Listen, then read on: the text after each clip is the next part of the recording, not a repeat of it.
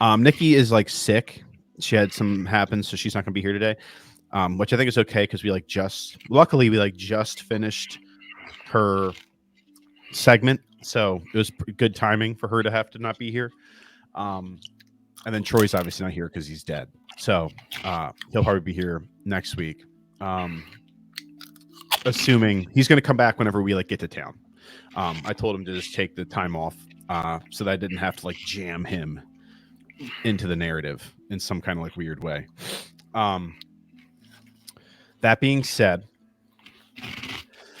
last week we fought a Elder Dracolich and won because Zergo sacrificed himself effectively to Khan, giving his life over so that Khan could take as much life force as possible to fight the dragon, which ultimately resulted in the dragon's death, as well as Zergo's. And then, honestly, after that, the whole rest of the session was just us arguing.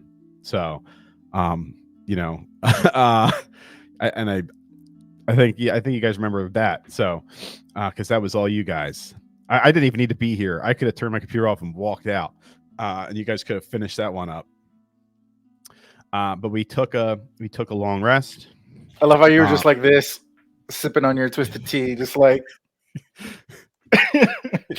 just watch it, and then I had to pop and be like, "Oh, hey, by the way, Venley, do you remember that he's going to get your dad killed? Did you remember that?" And then Jax is like, "Oh yeah, what about those terrorists?" It's just like, yeah. There was also the one part I was like, "How'd you find that out, Venley?" All right. So let's see here. Yeah, you did. You were like, how did you even know that? That was also, there was a lot there, but that was all you guys. So I'm not going to go through it again. That being said, let's start it out. We took a long rest. I think you just kind of made it. Did you made a hut and you stayed in the church? I think we said we were going to stay in the church, put up a hut, stay in the church. By the tree. Yeah. So you guys stay in that hut. You are aware of the fact that there are more prisoners that are actually, while you are taking your long rest, give me perception checks.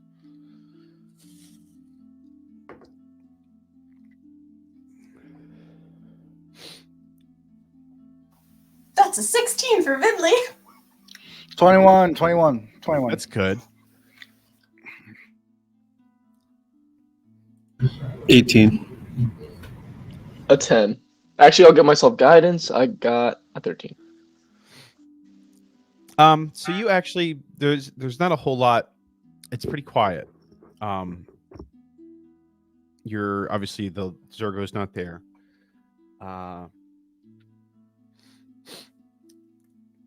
Soleil is resting quietly. Lots happen. You guys are awkwardly close. Probably, I feel like the hut isn't that big, so you're snuggling with hatred. I'm not sure if Troy wants to be in or not, but Troy's in, hanging. You don't actually hear anything. It's very quiet. Everybody who was here, effectively, that you're aware of anyway, including zombies, the giants, everything that had any sort of marking of the Penumbra Society was devoured in order to bring about that dragon. So there is nothing going on down here. You're very deep underground. There's no wind. There's no animals.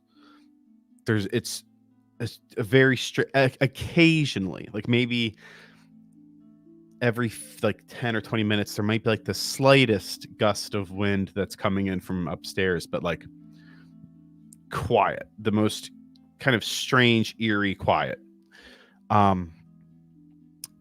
You notice that behind, there's one thing you do notice on that one. There is a book on the ground that is sort of underneath a pile of demon skeletons that have, once they died, their flesh and everything like immediately burned away, just leaving the skeleton. And then there is some sort of collection of like weird necromantic shit where right under where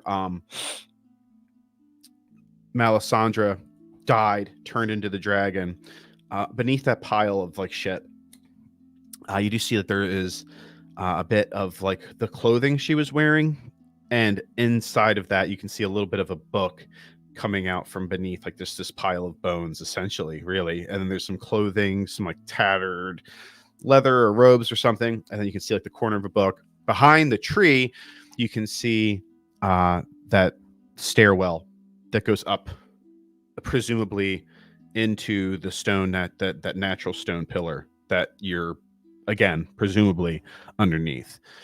But besides that, it's quiet as hell. Nothing happens. You guys get a long rest. You wake up the next day. You're also aware of the fact that there is that giant like bone / treasure pile outside as well that nobody interacted with too.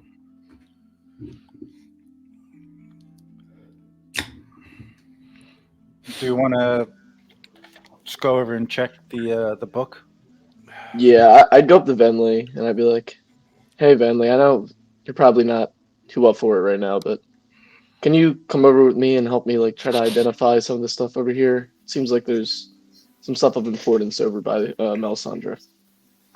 Yeah, I can do that. It'll take a little bit of time, but I can identify them. Yeah, that's dope. Take out my So you bucket. go over. Mom, what is this? You go over, you pull the book is like tucked into like a slit in the jacket. So like where there's like, instead of just being like a pocket, it's like the actual jacket itself was ripped open so that the book could like be in the lining of this. It's not quite a trench coat. It's not quite a jacket. It's like knee length kind of robe coat situation. And it's really the only thing that remains of this woman's physical being. And the book is sort of like half in there. So you have to like kind of pick up some of these bones and stuff to get at that jacket robe situation, to get the book out. It's kind of like caught on some ripped fabric. The robes itself, as you identified, they don't appear to be magical of any. It's just clothes. Look kind of cool, but they were also on the body of like a weird zombie woman. So they probably, you haven't smelled them. If you did, they probably smell. The book itself, though, you pull that out, and it has the symbol of the Penumbra Society on it. And then there is a common dialect on there. You're looking at the book. Venley, can you give me a history check? Yeah.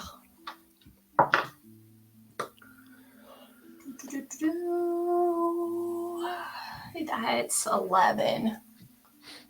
So you recognize the dialect. It is a dialect that's particular to the Ring of Fire, which is where Minstrel is from. There's like these collections of 4 islands. There's volcanoes. You probably remember, you might not, but that region is in like the western Costa del Sol, and it's called the Ring of Fire. Minstrel is technically northern Ring of Fire. This dialect is a southern / western common dialect, so it has the same characters. It's just a different language, effectively. But you're able to, you like know enough to know that like this is, it says something about. Let me see. On an 11, it's not super great. You'd recognize the dialect. I'll give her. Hold up. I'll give her. Oh, what's it called? And she probably has comprehend languages. I have too. comprehend. Yeah, I was gonna say I have comprehend languages. If that would work, I could use that. You can use it as It a ritual, could. right? I could give her like an automatic +5 though. I'm pretty sure. If you give her an auto +5, that would help. That would do it. Yeah, +5. Yeah. So yeah, I'll give her Flash of Genius then. I'll give her one of my slots for it. Okay, so that's 16 then.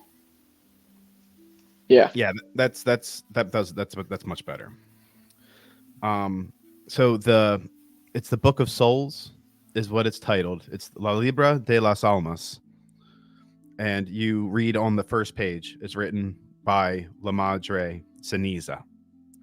And the first, that's like literally the first page says written by La Madre Ceniza.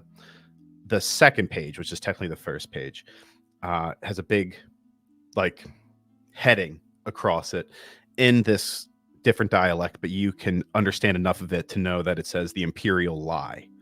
And you can kind of sit with this book if you'd like. But it is kind of hefty. I think sorry, go ahead. No, you go ahead. I was just to say, it's like from the Ring of Fire area. It says Book of Souls. It's written by this person, La Madre, something. It says that Ceniza. And it says like the Imperial Lie. Does that mean anything to anybody? Also, should I keep reading it? Is there any way you could help me read it at some points? Actually, Valen, you're technically from the Minstrel area, right? Mm-hmm. Do you want to do a history check as well? Sure. Once she mentions the dialect, your character might be more familiar with it than hers is. 18. For one, you can tell that the front of the book has the symbol of the Penumbra Society on it. So La Madre Ceniza must be somebody who is like high in that situation or in some way involved anyway. Valen, a little bit higher than Venley. La Madre Ceniza means the Ash Mother in this dialect. And that's all. That's just on the but you'd be able to. It sounds like possibly your character might be a little bit more familiar with this. Can I give him guidance? Ring of Fire. If you give him, I think he's good on an 18. The actual DC to be like if you're from Minstrel and you can read this, it was a 17. Like if you can read it, it was a 17. So Venley like just missed it to be able to like kind of read it perfectly. Mm. Yeah, this is related to the Ashy Mother.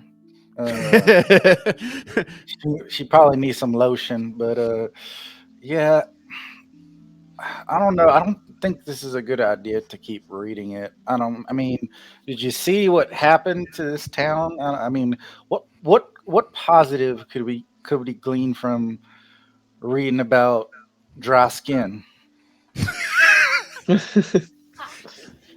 don't know. You think this is a CeraVe commercial in here? You think? I mean, it's all just one long ad. Yeah, it's just Michael Cera. Like, what's he? No, I'm kidding. He's very famous in Minstrel. He's a very funny comedian. Anyway, yeah, I don't know. I mean, if you want to keep reading it, good. It's fine with me. But if it gives you nightmares, then I don't know. I don't even think we can physically destroy it. I'm just worried about if it gets in the wrong hands, and I mean, I've also been struggling with, like, you guys know about the Iron Defender and everything I've been working on, and it's been kind of working with souls. And one of the things Gibraltar told me was that I could harness and like basically put souls of other people into this robot. But obviously, I don't want to do that immorally. I don't want to have to kill any innocent or even kill like bad people and put them in if I don't have to. So I kind of want to read into this to see if maybe there are different ways, but I don't know what. Me and Venley can give it some time each night and try to decipher more from it, but right now it's just not much is coming off the page, and plus we got that huge ass loot of stuff by the dragon that we should probably check out just to see if anything's valuable over there. And yeah, of course. Maybe potentially make our way back to that city port area. You do remember that that young girl's sister is probably still in some prison somewhere here. Oh yeah, we got to do. Damn that. It sucks Soleil's in here. We're really like, I'm kidding. We'll go save him. Oh. Yeah, too bad. Oh well. Finley know like a way? I don't know if she would know any information about like just honoring the girl or like what her culture would do for death. Religion check. I would say this is gonna be pretty high because the drow in general are usually pretty. They're not really. It's pretty. I Not wouldn't say that- 20. Oh, Let's go. okay. Which is 21 because I got a +1. Yeah, it's not 20. All right. Wow. Okay. Well, you remember that she's here for starters, and you go to inspect her body, and she's completely petrified. She's effectively a giant block of ice, which it will probably make this a little bit harder.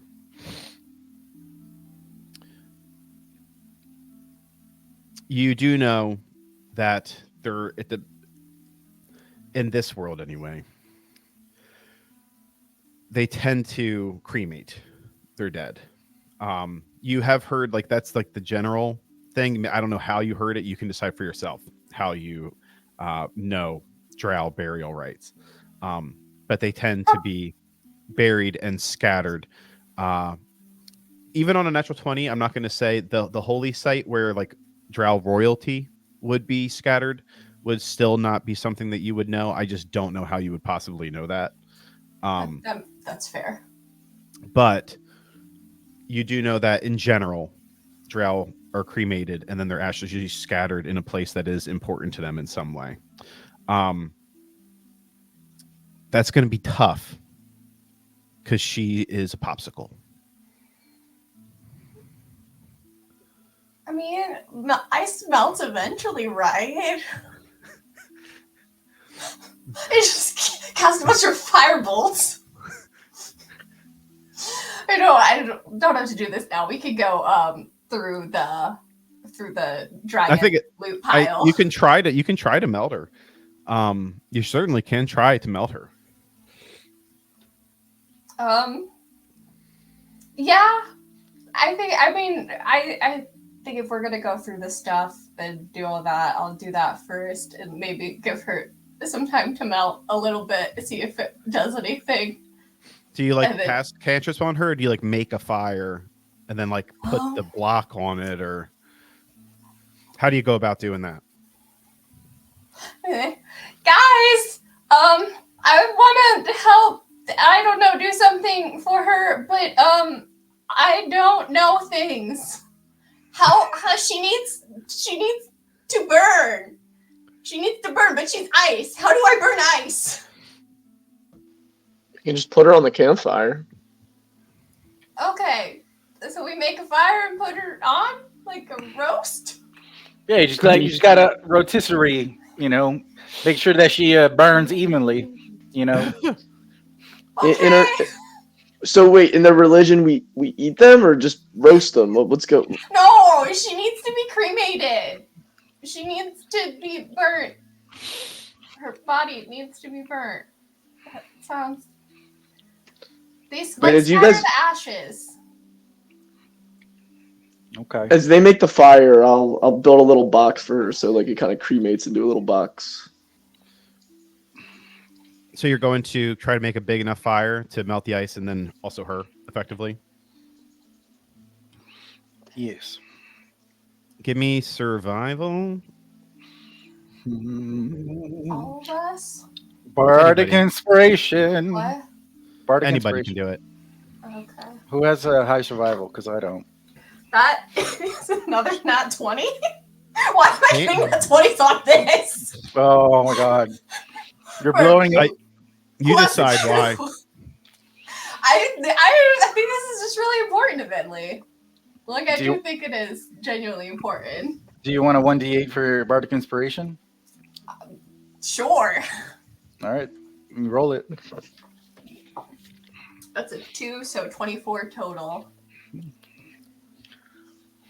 So you take the time to search around to try to find stuff that is flammable. There's not a whole lot down here, but you are able to find there are some roots that are growing like within some of the rocks along the wall, they aren't heartwood tree roots. They're some like very brittle and dry. It is like a thick vine that is like dried out completely to the point where it's like it just kind of snaps right out in any segment that you're able to get your hands on. And it is able to burn. It burns really quickly, which isn't super great, but there's like a ton of it. And it takes you probably about an hour to gather enough to create, enough kindling to get like an actual bonfire going. And then there is like a whole lot of wood that was destroyed by the dragon. The house, you're able to collect like bigger boards and stuff that would actually like sustain a fire. And you're able to build a pretty large sort of pyre. Probably doesn't look super pretty, but you can put somebody on top of it for sure. And it would be hard to believe that, after 30 or so minutes that they wouldn't still be there. And finally, on the 20, I will say that maybe from like I said, you can decide how your character knows this. Maybe your dad or something, whatever. It could even be maybe your patron. I don't know. Like you can decide that. But in the Empire, the Drow and the High Elves sort of like mirror each other in this kind of way, where they have like very similar cultures, but it's like reversed almost. Like you can see where like at one point they may have shared the same sort of ideology, but then like there was a schism of some kind. It almost seems like the High Elves of the Empire, the Leonis Empire, every year they celebrate like a Lantern Rite festival, and on that day they believe that that's when if a High Elf person is to have a child, for whatever reason, the children are born on that day, the day of the Lantern Rite, and they believe that that's when like the cycle of renewal. That's when souls are put back from the universal maelstrom back into the material plane, and they're able to take on a physical form. And they send up lanterns to guide those souls down to them and into these vessels. And they believe that like if a High Elf died last year, it's very possible if your grandpa just died and then today you're gonna have a baby. They whether or not it's true, they think that the soul that's now, this is like their grandfather being reincarnated or somebody else. It doesn't have to be their grandfather, but you understand. The Drow have a very similar sort of thing, and they believe that in order to have that happen, the soul has to be released from the physical vessel, and that is why being cremated is so important to both the Drow and the High Elves. Is there anything else I want to tell you? And that's probably it. That's probably it for the natural 20. You set up that pyre. You let her burn to ash. Do you try to like create a way to collect it, or do you let it just kind of burn off and, knowing that you don't know where they would go? Or do you try to create a means? Do you like put her in like a basin or anything like that? Like, do you have a way to try to keep the ashes? I would definitely try. I think that the hope is maybe we can find her sister and on that 20, and with the 20 history check, I think those are things your character would consider. And down here, they do have these very large like braziers that are like this point empty. They might have just some like charcoal or ash at the bottom of them. But with the group of everyone, the weight of it is noticeably heavier with the loss of Zergo. But you are able to bring one of these braziers over and kind of put it on top of the fire and put her in there, so that when she's cremated, the ashes will remain inside of that brazier. And then when the fire finally goes out, you go and collect what remains into, I don't know, bag or whatever. What do you do next as a group? treasure. Look at the loot. Loot. That might liven up our moods a little bit. Choo choo.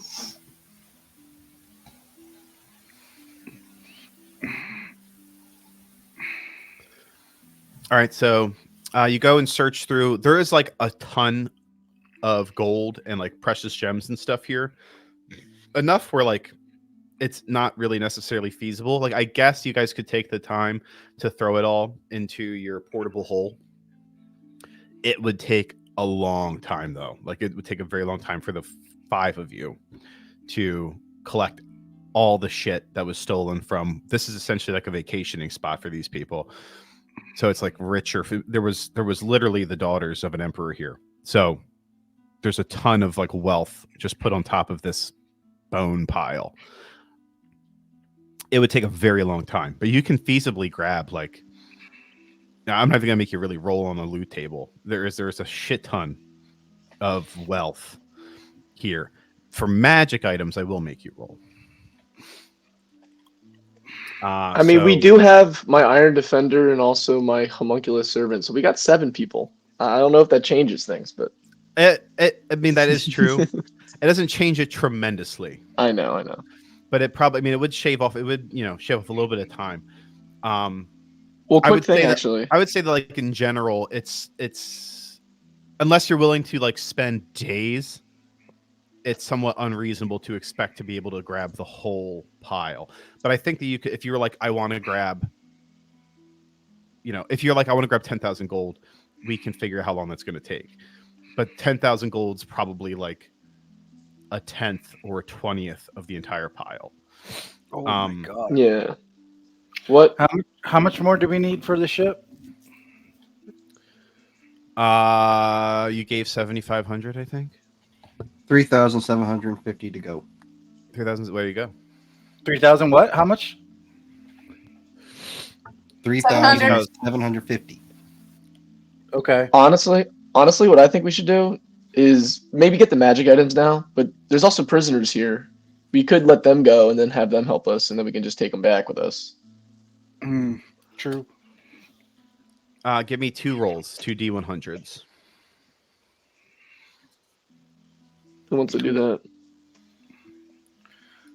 Fine. 2 D100s or just 1 D100? 2. First roll is a 55. The second roll is a 96. Okay. 2 pretty cool things. So you got half plate adamantine armor, and you got a wand of lightning bolts. Now, this adamantine armor is of dwarven make, and it has like a black sheen, and it has very like kind of rigid structures. It's very boxy.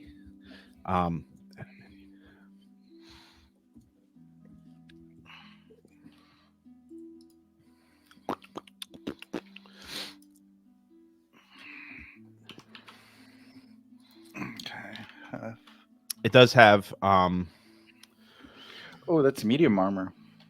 Yeah, it's medium armor. Does it give disadvantages on stealth? It doesn't look like it. It gives, let me see here. So any critical hit against you becomes a normal hit. Honestly, if it's medium armor that doesn't do stealth requirements, that would be huge for me because I get the advantage on stealth. So but I don't know if anyone else does a lot of stealth too. But it's half plate, so it does do disadvantage on stealth. Oh, okay. But it is medium armor. Yeah, it does do disadvantage on stealth. Because it's half plate. It's 15 plus dex modifier AC though. And it gives immunity to critical hits. 15. That's nice though. Shit. If you need medium armor, I do have a breastplate. We could swap. Because I don't care about stealth, but I do need the AC though. It looks like this armor was made for an elven person. Like it's of dwarven make, but it's not of dwarven size. and it's like very like regal. It has like these really intricate carvings in the chest plate and stuff, and it has shoulder pads, but it's not, like I said, it's not heavy armor, so it's still loose and stuff, but it's very protective of your torso, and it has like a nice sort of like belt kind of thing attached to it, like a tabard that kind of hangs off the bottom. It's a really really nicely made set of armor, and then obviously the wand of lightning bolts too. Yeah, I don't really care about the wand. But What does the wand do? But yeah, you can take the armor. and I can give you my breastplate. It's AC 14 medium armor, no disadvantage. Okay, nice. It has 7 charges. While holding it, you can use. It requires attunement by a spellcaster. While holding it, you can use an action to expend 1 or more of its charges to cast the lightning bolt spell. It has a save DC for the wand. For 1 charge, you cast the 3rd level version. You can increase the spell slot by 1 for each additional charge you spend. And the wand regains 1d6 plus 1 charges at dawn. If you expend the last charge, you roll a d20 on a 1. It turns into dust. I feel like that could be good for Soleil. Yeah, but you can cast like a big lightning bolt with it. Yeah, she does like her lightning. That's true. Yeah. That's true. Yeah, keep that in your mind, and I will. Well, Venley, how do you feel about it? Because I feel like it would be better for you because Soleil does a lot of healing. I mean, it'd be fun. I feel like it'd be a good damage dealer for you too, because you can technically, if I'm not mistaken, I think that technically it means that you can cast a 9th level lightning bolt with it. Yes, you can. That'd be dope. There you go. What was that voice? Did you guys hear that? Yeah, who the hell was that? What was that voice? I don't. Yeah, there's no restrictions. So the only restriction is that if you expend all the charges, it can crumble to dust. But you can cast 1 9th level a day. Well, not a day. I mean, I guess once it's full, you can charge 1 a day. I think, right? Because 1 charge 6. I guess 1. If you cast 9th level, it could crumble to dust. But still, you can cast a 9th level lightning bolt with it. That would expend all the charges, though, I think. If I'm reading it correctly. It's a save DC of 15, too. Yeah, the DC is kind of low. That's also true, which isn't... But it's a 9th level fucking lightning bolt, though. It probably hurts like hell. Higher than my current DC! Sorry. It's 14! I didn't mean to be a jerk. Oh, no. It's fine! It's fine. I mean... So are you going to... I was just going to collect... Go ahead, Bentley. Sorry. No, I was just going to say I could maybe take it for now, and then we could see when Nikki's back if Soleil would want it. Okay. Since we only need 3,700 more, do we want to just 3,750? Do you think we should collect a little bit more just for insurance, in case anybody needs to pick up any gear? We need to stock up on something.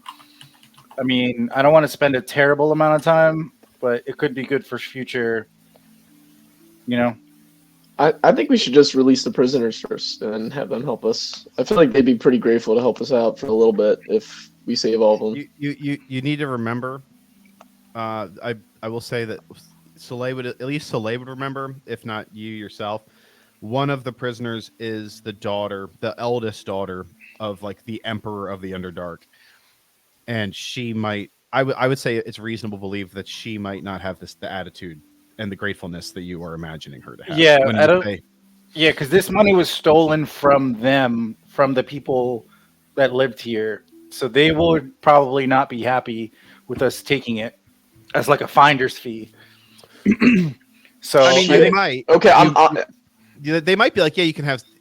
I don't think. I think they might be like, yeah, you can have some of it. Like, thank you for saving us. You can have some. Yeah. But her being like, hey, Emperor's daughter, the future Empress of the Underdark, get on your knees and grab some gold coins. I don't think it's going to happen. I think we should just grab what we need, 3,750, and grab maybe 1,000 or 2 more, and then get the prisoners. Yeah. Jackster starts grabbing stuff when you say that. All right. How long is it going to take us to get, say, 5,000 gold? I'm going to say it's you throw open the portable hole and you start like just kind of chucking coins in. And it probably takes about, I'm going to say it takes about 30 minutes per 1,000.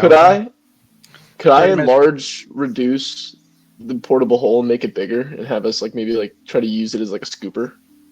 I don't know. I don't know if that's how that works. I think We our look up the molecular spell. juice only works on a humanoid, right? It doesn't work on Yeah. object. I could use it on you anyway, just so we pick stuff up faster. But I have don't- mold. Would mold or earth help at all, or mage hand? I'm just trying to like. Mage hand would probably help. You're going to get Okay. a lot of bones, though. You're going to be pushing a lot of skeletons. oh no, into it that says an bag. object too, so Oh, I okay. could make the portable hole bigger. Okay. How long would you say? You said 30 minutes for 5,000? I think that seems right. I think that sounds reasonable to me. Okay. All right. I'm fine. I'm good with that. Because there might be something I want to buy. I kind of want to get a shield when we get into town. Yeah, Painting gave me the good idea of wanting to put a little laboratory or like a little thing for me, a little shop on the ship if possible. That'd be nice. Yeah. So you guys grab 5,000, Mm-hmm. and then you remember that they said that the chapel that was referenced, the Shepherd's Chapel, was down a passageway that goes deeper into this city of Umbra Seal. So you pass by the tower that goes up into the pillar, and you go down this passage. It kind of winds down into the earth for about 30 minutes.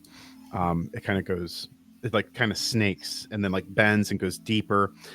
And as you're going down this large bend that then goes downwards on this sort of slope, you eventually come out to like a cave that has a bunch of holes at different levels, and there's like stairways carved into the stone that go up to like higher level passageways. There are a ton of passageways on the bottom that run off into various sections deeper into the Underdark. And this interior chamber is lit up with like very large mushroom stalks, where the underneath of them there is like these particles that are kind of falling off that all glow, and right before they kind of touch the ground, they sort of disintegrate and like kind of pop like bubbles. And there's like a purple, blue, green, yellow sort of light that washes over the area. And then before you is the church, which is actually this whole like chasm that you're in looks like it has been carved. That like this wasn't a naturally formed chasm. It was hewn away over probably a great deal of time. And the church itself is like connected to the chasm's wall. And it's like been, carved out of the stone. At the either side of it, there is like an elven statue. There's like these big stairs that go up to the chapel door, which is slightly ajar. And on either side of those stairs, there is two large statues of like an elven man in robes. The features of a drow and high elf, and even the wood elf. The wood elf is a little bit more distinct, but when it's a statue, it's kind of hard to tell if it's a drow or a high elf. You can assume probably that it's a drow gentleman. And you go. Do you enter the chapel? Presumably. You don't. I'm not even gonna make you do perception because there's nothing to hear at this particular point.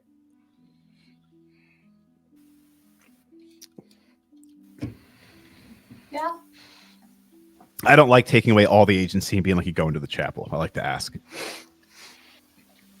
You enter into the chapel, and there are these like stone-hewn rows of seats that go up to a platform that has like a little pillar at the very front.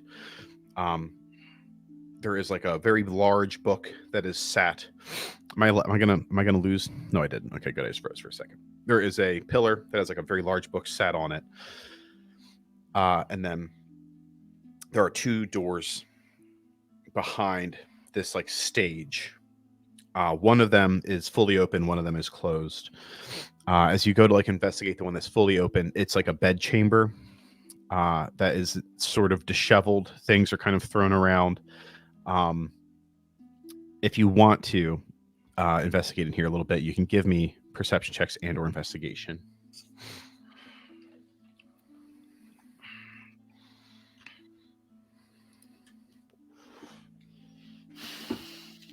Five. Hell yeah. 25. Hell Damn. yeah. 6. Hell yeah. Valen and Venley, you guys are like, it is dirty as hell in here, dog. Man, this place is fucked up. Jax, you see a journal on the desk that's kind of covered by some scrolls and stuff. The scrolls themselves, they're not magic scrolls in the traditional like item sense. They are more like a blueprint for how to cast like a very intricate necromantic magic. So it's not like you can't pick it up, read it, and then a spell happens. It's more like this is like a wizard's daily writings trying to sort of craft magic to fit a very specific purpose. It's a little bit too intricate to really understand it like right at this particular moment, but it might be of interest. You might want to take it. I don't know. It's up to you. Beneath that, there's a journal, and you can see there's like one last writing in it that is signed the Shepherd. And you give it a really quick kind of browse, and it's just about a half page long, and it just says that I can feel that Melisandre has just died. I guess my time has come. And he says, time to meet my father. And he signs it Shepherd.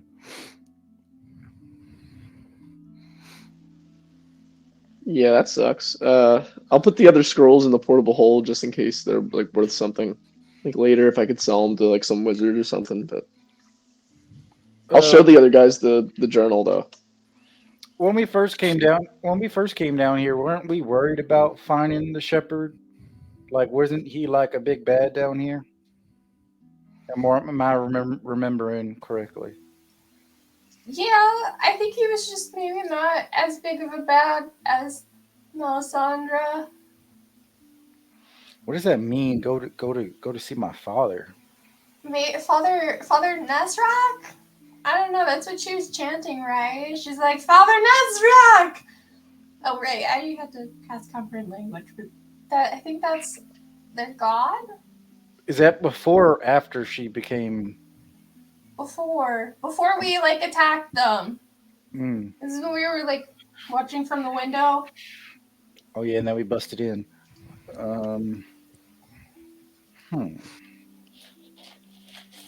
Interesting. I don't know what else that would mean outside of that. I don't know. Unless maybe it's... Unless his dad was dead and he was going to see his dad. Maybe. All I got in my notes is bone mommy. That's all I got. It just says bone mommy. It really does. Big titty bone dragon. That's all it says. I don't know what that means, but that's what I wrote down. That's what I wrote down. My buddy is getting married. I'm sorry. I'm going to tell this real quick. My buddy is getting married like next year, and I told my wife and said I'm gonna bring out a piece of paper as if I wrote a speech, and I'm gonna wing it. And at the end of the speech, I'm gonna hand it to him, and it's just gonna say "Big Titty Goblin."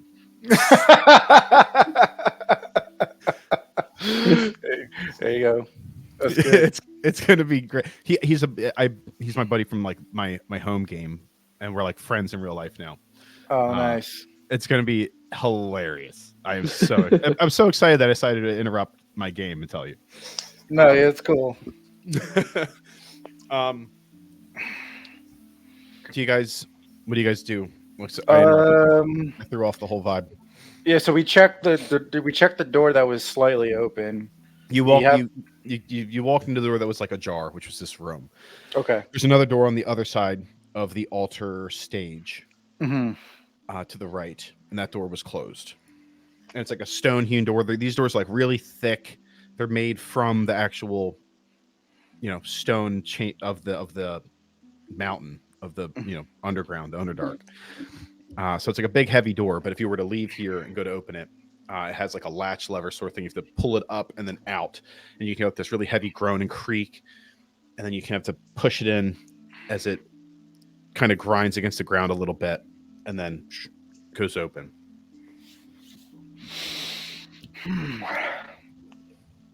Guess we check it out. After you. It's dark down there. And 120 feet of dark vision. Yeah, you can see. And there are stairs that go down, and then it turns left. When you go down the steps, you turn left. There is another door. This one isn't like hewn from stone. This one looks like it maybe was like put in later or something. It's like a wooden door with like a keyhole and like the bars on it. And you can see through the bars that it's like a hallway behind. Whoever's looking through, you can see that if right in front of the door, there's like something blocking the vision of the door a bit. Like you can kind of see around it. Jax, you got a 25 earlier on your perception check. When you look through, you can see that whatever is blocked, there's a body that's blocking the door.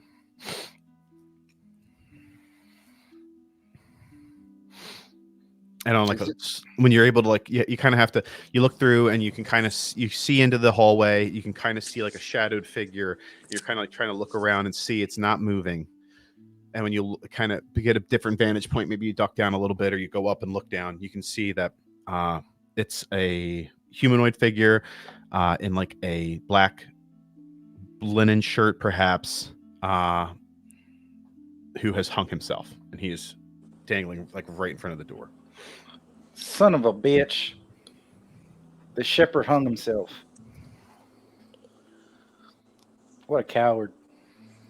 So did he even get to see his father then? I don't know their religion, but typically when you hang yourself, you don't get sent to the good place. Yeah, but maybe his father's not in the good place. That's entirely possible. I mean, they were taking advantage of this town. They took all their wealth. They sacrificed. Oof. Yeah, I don't really want to think about it. Anyway, does he have anything on his person? You open the door. You go inside. He might have a handful of gold coins in his pocket, and there is like a necklace that is like wrapped around his hand. That has like gems. It has like the whole chain has like diamonds in like maybe half-inch or maybe less than like a quarter-inch segments, and it ends in one larger gemstone. Can we identify it? Do we know what this is? It just looks like if you were to take the time to identify it, it doesn't appear magical. It looks like it's just a nice diamond necklace. I take the diamond necklace and I stomp on it. Fuck that guy. Yeah, exactly. Yeah, I like that. That's cool. Anything of note inside? Like, does it like go down further? Or you go inside. You take this guy's stuff. You throw the thing. You stomp on that necklace, and it makes like a little bit. There's a noise. There's a clattering of little gemstones across the ground, and you hear somebody down the hall say, "Is someone there? I heard that. Hello." Maybe? No one's Finally, there. you have that vision. You have the dark vision. You can see that maybe about 50 feet ahead of you, there is the beginning of like metal bars. And this is probably a dungeon of some kind.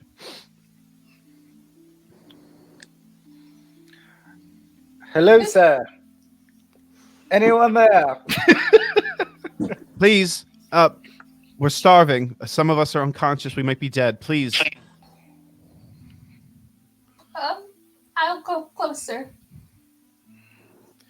You walk up and you see on the left side, there are two people, like the first set of cages.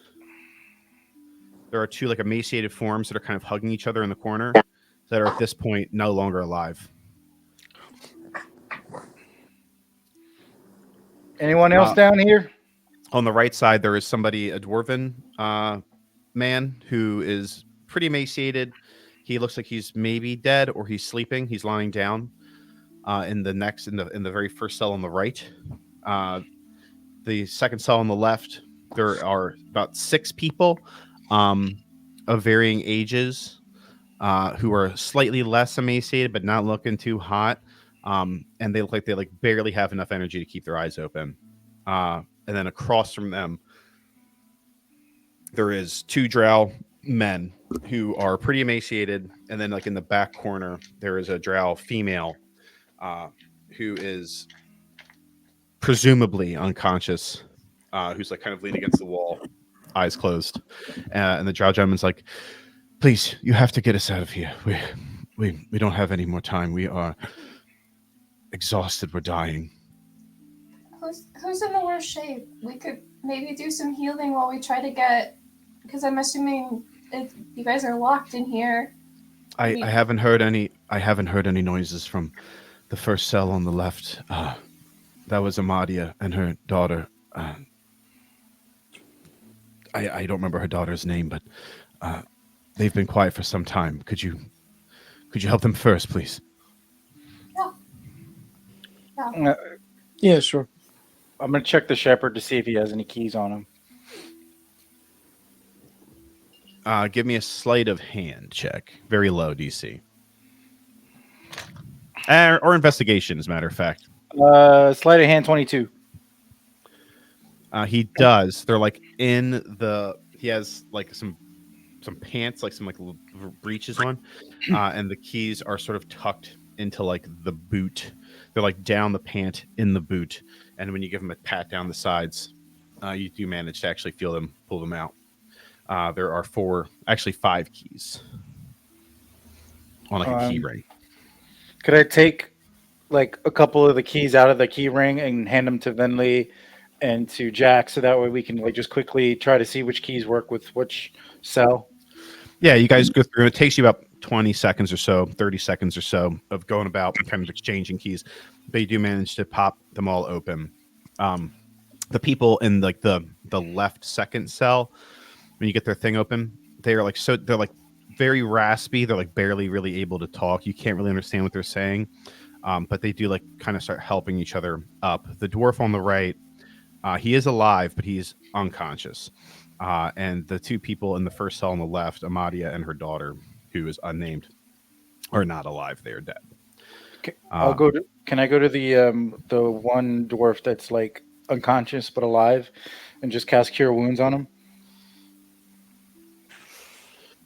You cast Cure Wounds on him, and it does help, but he is beyond the point. He needs food and water. Okay.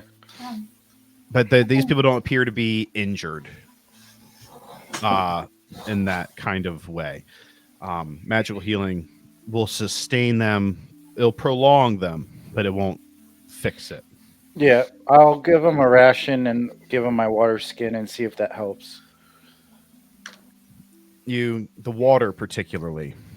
The ration, he's too unconscious to really eat, but you kind of break it up a little bit, kind of stuff it in, give him some water, and he's able to kind of swallow it all. And then he kind of coughs, and he reaches up very weakly to kind of grab the water skin, and he tries to pull it to his mouth, but you can tell that he's not strong enough to actually do it himself. So kind of holding his hand, you help him get probably a quarter of it before he stops and coughs, kind of sputters some of it back up. And then he kind of rolls over and he very, very hoarsely is, "Dunk." And that's all he says before he kind of fades. But you see his eyes kind of flutter and he kind of fades back into barely conscious, half there. The second group of people, somebody, Jax, whoever, is able to kind of help them to their feet, perhaps administer some water and stuff to kind of help them through it. But they're able to walk and stuff, but they're it's going to be tough getting them out of here without, it's going to be a slow trudge. The 2 guys on the right, you help them out. And they're bad, but one of them's a little less cognizant than the other. But they are strong enough to walk, and they go over and they try to pick up the woman in the back. And they kind of manage to get her up, but they're both very weak. Is the homunculus servant and the Iron Defender helping out, trying to get these people out? I think Jackson, his guys, are probably helping the larger group. Vanley, what's the name of that? The princess or the lady that we should be looking for? Hold, please. She checks her. She In checks her, my notes. her magical Rolodex. Where is it? She dunks her head into the bucket. cuts her hand, gives a little blood to the to her clutch.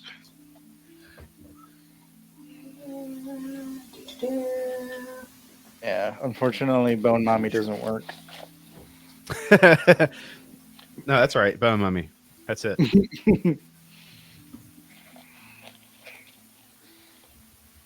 Is Morose? Is that it? I don't know. Morose. You're muted. Oopsie. I might not have her name written down. Surprisingly, I have a. Her name is. I'll tell you. Her name is Shali Zara. Shali Zara. Shali Zara. Her last name is Silinthar. Her father is Emperor Silinthar. I'm just gonna call out. Is there a Shali Zara here? Anybody? The guy who's a little bit more with it. He's kind of like half out of the cell, and he says, "We may be tired, we may be indebted to you, but have respect. Do not call her by that name. She's Empress Silinthar." Oh, apologies, good sir. I'm sorry. I don't have any sense in me. Yeah, we were just wondering if she was here because she's of utmost importance to make sure that she makes it out of here. Just making sure she's alive. I apologize for my indecency.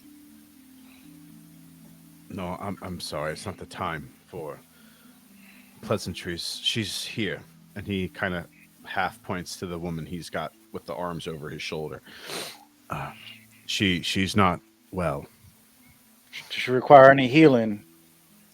We aren't injured, though it may help. I'll cast Cure Wounds on her. We'll just like as he's got her like hands over, I just grab her hand real quick and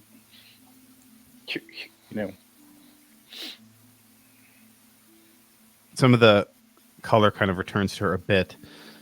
She remains unconscious.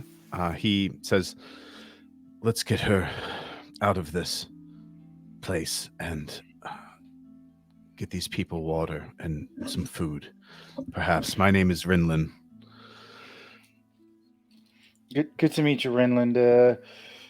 We just stumbled upon this whole mess. We got rid of Melisandre. Obviously, you saw the shepherd just kind of take the easy way out. We freed a couple more people up top. We got rid of their amulets that were keeping them in that trance. And there's a shit ton of gold up there. I know that we don't, you guys, but whatever wealth they took from you, it's up there. What are your names? I'm Valen, Tidswell, that's Vinley, Jax, Arlo, and Nice to meet you. Soleil. House Chasselson is about a week's journey from here. But if you return the Empress, or if that's too far out of your way, I'm her trusted guard. I can give word to His Highness, and you'll be. Is that the same? You'll be indebted to you, I'm sure.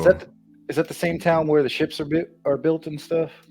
I'm not familiar with this place, so. No, you're talking about the Goldshore. That's an overworld town. No, okay. we're from House Chasselson, which is it's large city of the Underdark. Okay. Well, I'm assuming you guys have ways to get around through the Underdark where we don't have to go overland. Is that correct? Yes, we prefer to move where we're comfortable, or sometimes we go above ground at night. Okay.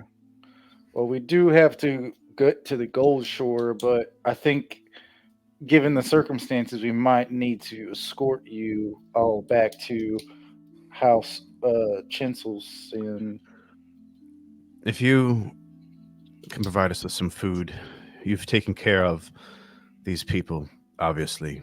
The peoples that you've just saved are primarily drow, I believe. He looks about, and there is obviously a Duergar amongst us, but I think that we can tend ourselves to health. I prefer not to go to Goldshore, but there are no more threats here, I presume. not that we can perceive. It looks like whatever summoned the lynch dragon took all that life, and now it's gone. So I think you're safe. We didn't see or hear anything. We spent the night here last night, and nothing happened. It was quiet. So I think you're safe. Do you have any food to spare? I think so. I mean, we could check our packs and give you a couple water skins and rations. I mean, we can't give you everything because we need to make it to Gold Shore ourselves, but we can spare what we can. Does Soleil have Goodberry? I don't know. I'm actually checking. I think Arlo has Goodberry, or he has a way to make I thought that was Zerko that had it. Zergo had it, yeah. Fuck.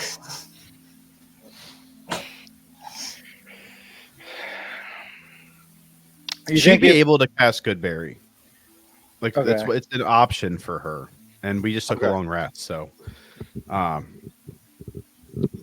she can make a good bit of them too. Okay. So she'll make 30 and give them to him, and that's enough to feed them for several days. The group of them. Would honey help, or like beer or wine? I don't know how much that would help, but I could have made that. It wouldn't hurt, right? I could give him a whole gallon of honey or like 4 gallons of beer Okay, yeah. per day. I can do that. It's kind of crazy. Hey, don't give up all of our stockpile. Shit. Anyway, when we get to Goldshire, is there any way that we can get in touch with you, or are you going to send an emissary or something? Um, We have ways to contact. Now that I know who you are, we have ways. I'm sure the Emperor will want to thank you in some way. yeah, I mean, if we have time, we'd love to have an audience with the Emperor, but we're kind of on a tight schedule. No, of course. I'm sure people of your expertise must be busy individuals. Um, I will put in a word for the Emperor, and I'm sure that you'll hear from us. I don't know by what means, but he will be able to, I'm sure. You know what? Since I know who you are, I can talk to you. I can send you a message, and if there's time, we can set up a meeting spot if we need to. We just want to make sure that she gets there safely. So I'll check in with you in a day's time. How does that sound? Thank you. I appreciate that. I know we failed our duty here, but I and my partner, Masri, and he kind of looks to the other guy. We are, once we are recovered, we are. I would have liked to say we were experts, but perhaps not. Yeah, don't beat yourself up. This is not normal, and this is not like a situation that like it's just not a good situation. Like I wouldn't beat yourself up. Like shit happens. and you never quite know like how in control you are or how much power you got. Because honestly, we're just kind of roaches in this world, respectfully. It seems that way, doesn't it? Yep. Thank you for the food. I look forward to being able to speak to you again. I know there's nothing I can do for you right now, but hopefully in the future I can return this favor. We'll appreciate it. You guys get home safe, all right? We will. But her sister, Shafra, or she didn't, she died, and here are her ashes to take back so you guys can do what you need to. I'm so sorry. He takes the ashes, and you can see this sort of like horrified expression.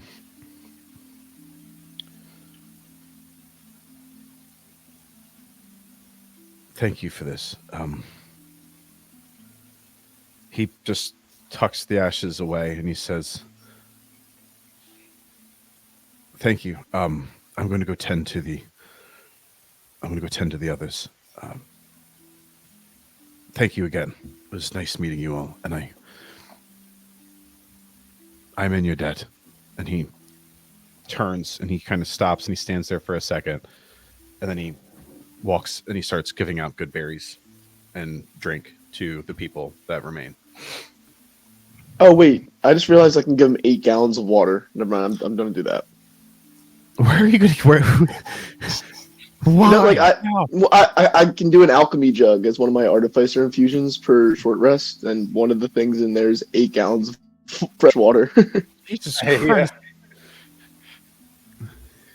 Yeah, you're just like You're fucking. you're like a walking Dasani factory. That's amazing. Yeah, that's very helpful. 8 gallons of water and 30 good berries. They're good. Yeah, they're Yeah. good now. Yeah, hopefully we'll check in with them tomorrow and they made it safely. It'll be good to have an ally, in the Underdark. Not that I viewed it in that way, but it's just you need more friends and you need enemies. What do you guys? And do we know if the Underdark is just this island, or does it go to like multiple islands? It sounds like Venley maybe for whatever reason knows a bit about it. The Underdark is, if you were there, I have two maps of the world. Both of them are about the same size. The Underdark goes under the entire world. That's crazy. I guess we don't need a shit. No, I'm kidding. No, we definitely need a shit. Not all of it is. It's the Underdark has seas. Has not all of it is accessible. It's just like the overworld, but a little bit more claustrophobic. Yeah. All right, guys. So we did that part. We got that part done. We got our gold. Do we want to get up top and potentially give last rites to good old Zergo? Wow. Yeah. I guess that's next steps. Does anyone know how he would have wanted it? I mean, at this point, there's nothing left of him. It'd be mostly be symbolic at that point, but I think that we should definitely, give a moment of silence and potentially put a stake somewhere on this island and say Zergo was here. I feel like we were with Zergo and we fought with Zergo so much, but I really feel like I didn't even know him as a person, and I don't know. I really wish I got to talk to him one more time before he died. No, I feel the same way, Jax. He was a big ball of fur, and he was dependable. but I feel like we never really treated him like a person. Like he was just always just there for us, and he was like big barbarian, do and it's just the only ever time that we were really worried about him is on that island when he went missing, and that's because we didn't have our big shield. So Speak for yourselves. I was worried about it more than that. well, I mean, for me and Jax mostly. I mean, don't mean you, Vinley. You're just a console. I was more talking about when he almost killed me, and I kind of had a few with him. But Yeah. I mean, yeah, I definitely kind of shunned him, and yeah, I looked at him differently after that, and I really wish I didn't, because he really did care about all of us until the end. He really did. I mean, the pact that he made with Khan, the fact that he said, he wouldn't hurt us, like he really did care about us, and I wish I would have did a better job of showing that myself. So, but he's no longer here with us. We just need to learn from this and give him his due and say goodbye properly.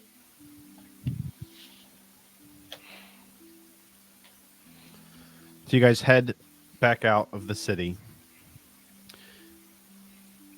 perhaps saying like a final goodbye to Rinlin as he's tended to the other people, and they're kind of really they're just now he's able to like make them like more comfortable living arrangements. He starts getting them back. He probably takes them over to the square. There's like kind of an inn back there. He starts kind of momentarily housing them where he can and give them a more comfortable situation. As you leave, head back out of the Underdark, up the pathways you took to get down here before you finally come out at the bottom of the stone pillar from where you came. At this particular time, when you come out, there is a pretty decent storm going on. It's raining pretty heavily. No thunder or lightning, not a strong wind, but just heavy downpour. And the field that sits outside of the stone pillar is sort of flooded. It probably goes up to like your shins, and there are several more waterfalls cascading down the side of the stone pillar. In fact, I would say it's to the point where the whole thing is just sort of pouring down water all around it, and there's just sort of this it's just one big circular waterfall with like certain spots being open, like the one you're coming out of, where there's like some kind of overhang splitting the water. But besides that, it's just waterfalls pouring all down the side of the stone pillar, and just a very large puddle that probably goes out about like half a football field, out all around in this circular area around the stone pillar. And then after that, there are the jungles. Do you guys just kind of make your way right to Goldshore? You remember that from here, it's probably about a 5-day, assuming all things go, safely and everything. What was Zergo's weapon? What weapon did he have? Coral Crusher. So can we bury the Coral Crusher weapon side down, hilt up near a tree, and just say our goodbyes? Yeah. You find, do you want to find anywhere particular? You want to put it like just on the edge of this kind of field so that it's like right before you can see the stone pillar. You can see this kind of, very pretty sort of like, shallow lake almost. And then you put that the Coral Crusher down. Mm-hmm.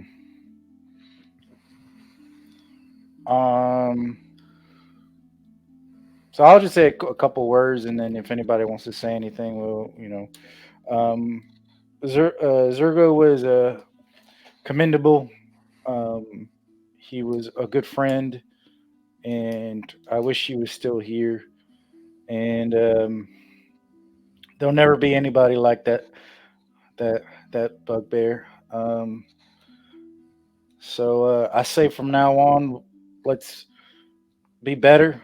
Let's have each other's backs, and hopefully we don't have to sacrifice another soul for the gods or for us or for anybody.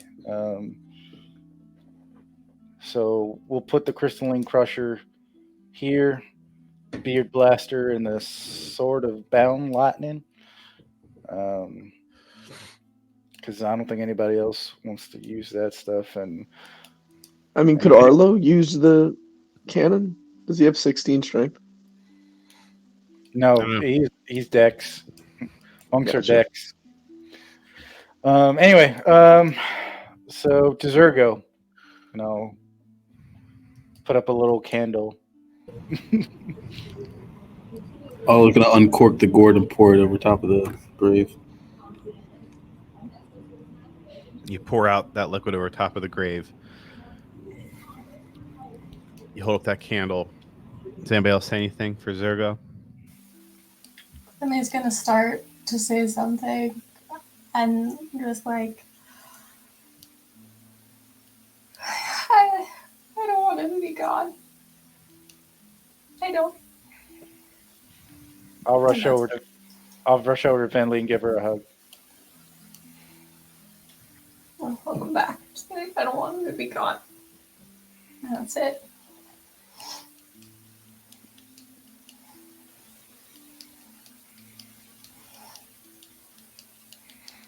Anything, Jax? I said what I wanted to earlier. You'll be missed. You guys take. Go ahead. You guys take that time, and after 10 minutes or so, head off into the jungles and to Goldshore. You're able to follow the path. I forget how she marked it, because she didn't leave acorns, but I feel like there was a path. Or did she leave acorns down? Did she leave acorns down into the underdark? Is that how it might have been acorns. I feel like it was acorns. But you managed to go the way you came to find there's like a small, calling it a road isn't quite right, but there is a footpath that runs through the jungle southwards to Goldshore. As you guys take your time, it takes about 5 days. Nothing bad happens. And you're out here remotely. There's not really anybody around. There are some wild creatures that at times, might bother you, but you're at the power level where a crocodile snaps at you, and whatever display of power you're able to conjure back, that it doesn't continue to do that. And you make your way safely to Goldshore on the 5th day.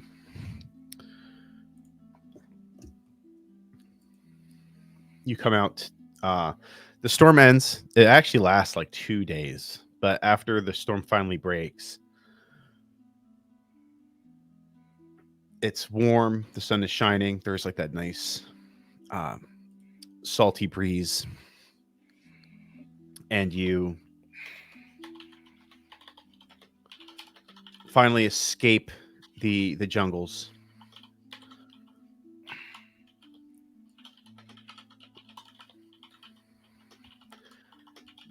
Coming out into Goldshore on this, like, you kind of pop out of the jungle and find yourself at the very back. You can see like the tops of like wooden buildings and stuff as you come out of the forest, and you see a large road kind of leading out or leading into the town that's like across the field. And you start to make your way down into the town proper. I need a nice angle for this. Let me see. This looks good. I'm going to go right here.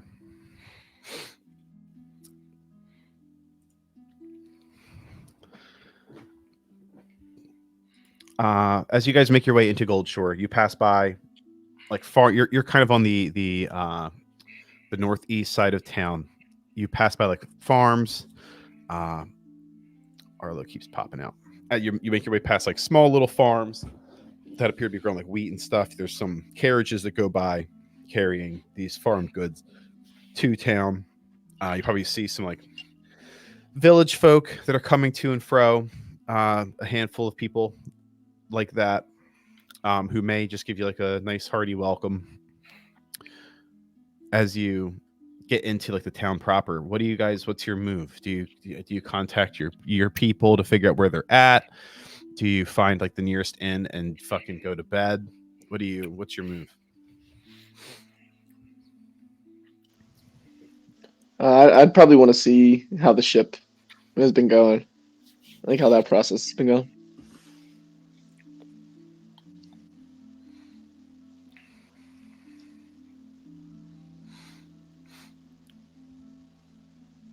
Do you Give think it'd me, be easy to find them? Well, we have sending, so I was about to say that, yeah, but I can send to Violetta, find out where they are. you send a message to Violetta, and there is a moment where like there isn't a response, and then you just ask her like where she's at. Mm-hmm. She says, "It's been a while since you have reached out. I hope you're okay. You did send back a cadre with B and Bob. We are at the Gilded Tankard, next to the Azure Compass." Can I respond, or does it take another third level slot? It technically does take another third level slot. I'll just wait to get to the gilded tank before. I don't want to use up another spell slot yet. You take a bit of time, like maybe like you ask a couple people as you pass by on the main roads and say like where is that at, and they point on the other side. There is a what's the word I'm looking for, inlet that kind of separates the two sides of the town, and they point to the other side of the inlet and they say the Azure Compass is the Navigators Guild, and they also have like a boat, like they have a shipwright and everything. And they say the Gilded Tankard is like associated with them. It's like attached to the building, and they point to the other side of the inlet. And as you go through the town, is there anything you guys want to keep your eyes out for as you make your way through? Or you're just heading over to the Azure Compass Gilded Tankard? I want to see if we pass any like weapon shops or anything like that, like specifically like firearms to get better pistols. There is a armor shop that you pass by. There's like a main thoroughfare as you come to like the very top of the inlet. Like you're on the right side, which is like mostly residential. It's like village people and like housing.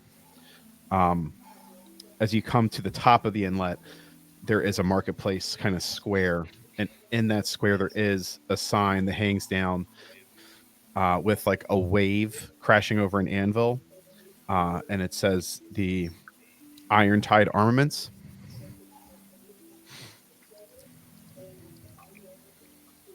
Yeah, I want to go in there too. I need to find a shield. You go ahead and walk inside. The little bell rings, and you see a man who's probably in his 40s, kind of a beer belly, but like really strong. He has like graying. Maybe at one point he had like platinum blonde hair, but now it's like just kind of white. And let me go ahead and just really quickly enter this in before I forget it. Goldshore. Boo-doo-boo-boo.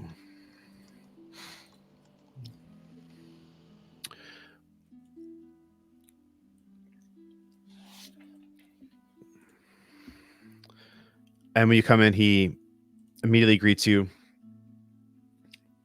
Hello, how are you doing? You shopping around, or do you need something specific? I'm Gideon. I'm proprietor here. Hello. Hi, Gideon. My name That was is. you accidentally Yeah. stage your other character. Yeah. Hi, Gideon. My name is I heard it.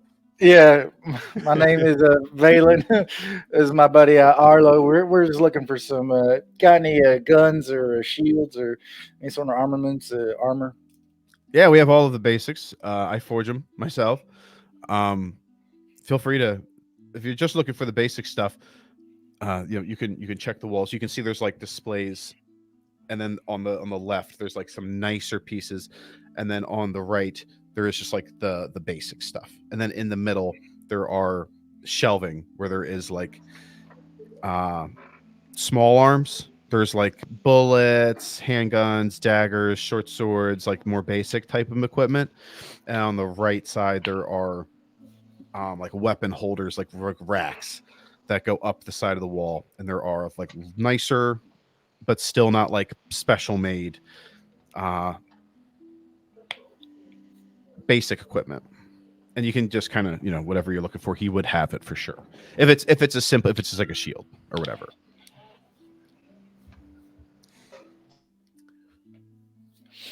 Yeah. Well, do you have any nicer shields? Like, how much would a nicer shield would cost?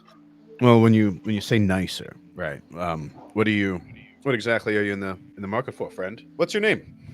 Oh, my name is Valen. Yeah, I'm just looking for like a buckler type, something light, but like, provides me good protection. Something that's not going to be so super cumbersome while I'm wielding this little dagger here. I have a few bucklers that I've made myself. Simple make, but they're nice. They're my craftsmanship. I did actually procure recently a few Duragar equipment. Um, it's a little bit more pricey, but from what I understand, from what the merchant told me, they do have some magical qualities. Although that's outside of my area of expertise, but he did tell me what I should sell it for, and he said that it sounds like it might meet your expectations. What brings you to Goldshore? Not a lot of strangers come through here. I'll be honest with you. Just the occasional tradesman or something, but not the. He looks you up and down. Not the adventurous sort. Unless it's the military. Well, yeah, I mean, we got dropped off here. I forgot his name, but we we're kind of building our own ship. We came into some wealth, so we're just making sure we're well prepared for anything that's going to happen out on land and out in the sea as well. Let me go in the back, bring that out for you, and you can tell me if you're interested. Just Okay. give me a moment. I do have handguns. I know you said you wanted perhaps a firearm. I have long rifles there. He points to the right side, and I have a collection of various handguns. They all function the same. They just some of them have some different aesthetic designs. And he points kind of in the middle racks.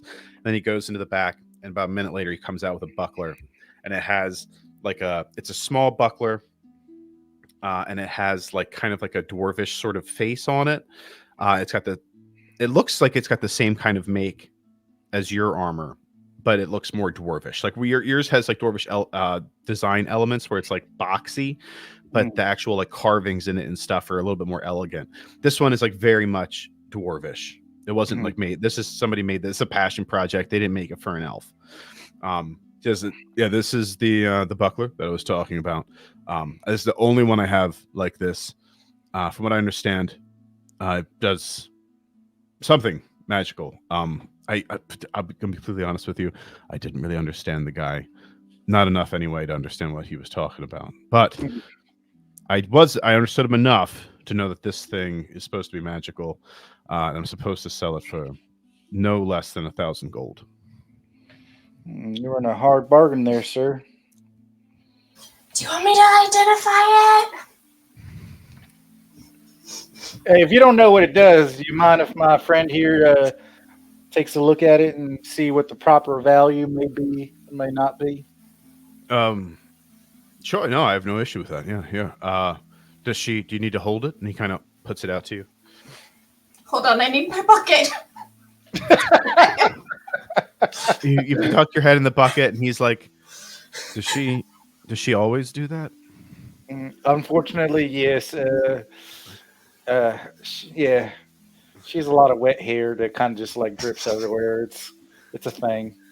That's what the buns are for, to help. You pop back out. What is it? Is it 10 minutes? How long is it? Say, bleed a little bit in the fucking. And I can breathe underwater. You're in there for 10 minutes. Your arms are slack. He's like, "Are you sure she's okay?" While you're doing that, can you just bring out any like sort of special pistols you might have, or anything that my friend Arlo might be interested? Because I feel like if she does this and then it will take her another 10 minutes to do, so maybe she could do both at the same time. Just saying. Yeah, I don't want Yeah, to. I also want to ask him. I want to ask him if he sells anything that he doesn't show like regular people that walk in, like anything unusual or abnormal. I don't have any magical firearms. I do have one that's very pretty, and it does have like a little name on it and stuff. A man Even if came it's in not here and sold it to firearms. me. I don't think it's magical anyway. But a man came in here and sold it to me. He asked for a nice price. I mean, maybe it's magical. I don't know, but it was a really nice firearm.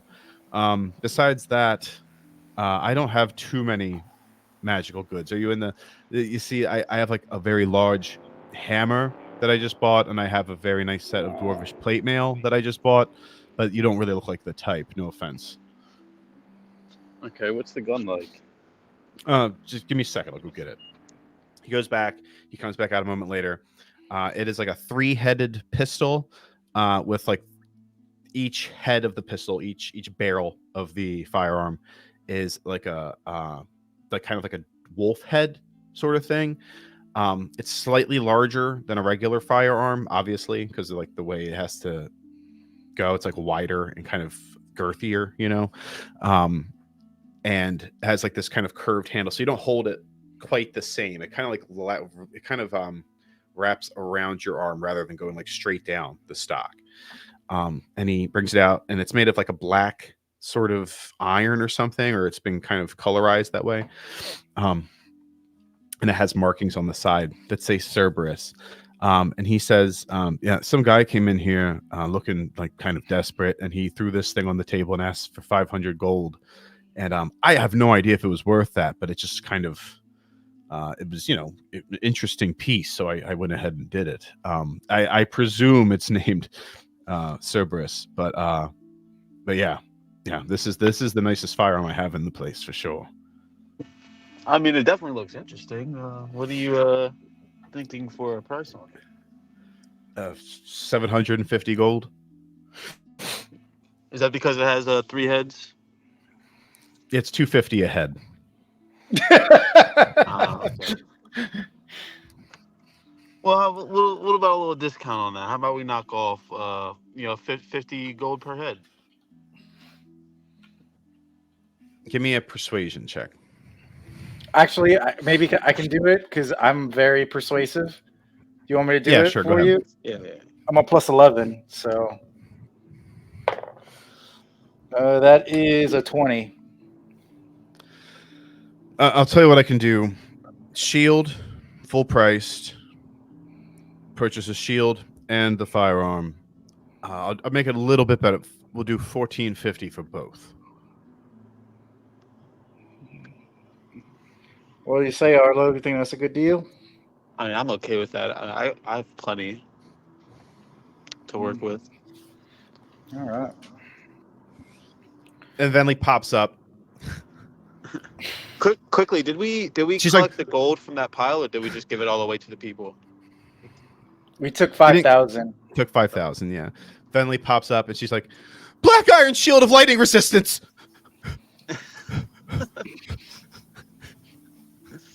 It's cool. You should get it. What's the goal? I'm gonna hand her the gun and go. Now try this one. Okay. And he's like, "Okay, I'll come back in 10 minutes. I'm going to go in the back. I don't want anyone to walk in here and think that I'm a part of whatever this is. I mean that in the nicest way possible." He goes in the back, and you hear him kind of striking at a forge in the back. The buckler is a +1 buckler, and it gives lightning resistance. Woo! Okay. You pop up 10 minutes later. The gun is the Dirge of Cerberus. Oh, it's a plus one. It's a +1 firearm. And I'll put it into the chat. But it is pretty interesting. You can effectively you can make multiple attacks with it effectively. Well, my Like, character already makes multiple attacks, so can that stack? With like one attack action, you can make multiple attacks. I don't think it would stack because you have to use you. It's more designed for somebody who doesn't have that many attack actions. But you could like I ignore the use reload attack. action too. You can take like 3 shots and then you can punch somebody in the face though. It's not a reload. That's the thing. It's a magical effect. It can shoot like fire. Right, so I can still like for my attack action I can attack twice. Yes, you can still attack twice with it normally, and it's a +1 firearm, so it'll deal the regular damage that a +1 firearm would deal. And then it has a special feature where you can effectively shoot 3 times and it deals fire damage, but you wouldn't be able to do that multiple times. So I shoot twice as like the double attack, and then the third one is the extra.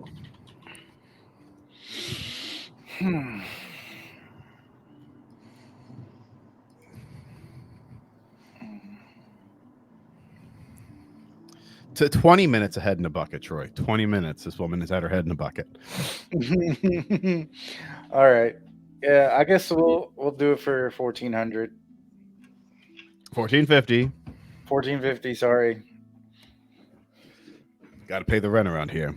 Right. And you go ahead and you pull out this fat sack, and he kind of looks you up and down and says, "So you're obviously good at what you do." You could say that. Hey, if you hear anybody needs some work done or whatever, give us a shout. I did hear something. Are you guys bounty hunters by any chance? It's not a part of our trade per se, but we can track somebody down if we need to. The guy who came in here and sold me this firearm, he had this like Maroose. I mean, I can't really even describe it. He was just like super downtrodden. I mean, obviously he was just like giving away his life. It was very strange. And he said that he was on a bounty. He said that let me just Jet, does that name ring any bells to you? Is he of the captain variety? Yeah, so he's like the merrymakers want his head for some reason. There's a huge bounty on it apparently, and he's in town. Oh, okay, yeah. I mean, we could definitely help out this fella if you know where he's at. Well, this guy came in and said that he confronted Jet at it's not the nicer tavern across town. I never go there. It's I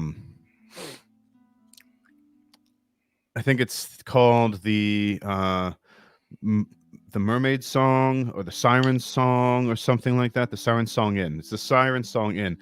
It's on the other side of town. It's kind of like down this walkway. This like path that goes down kind of like to the beach. It's like a beachside kind of thing. It's like for the younger crowd, and apparently he is there, and this guy went and like tried to confront him, and he was just like, "I quit my job." He was just like, "I'm going to go and be like I'm done."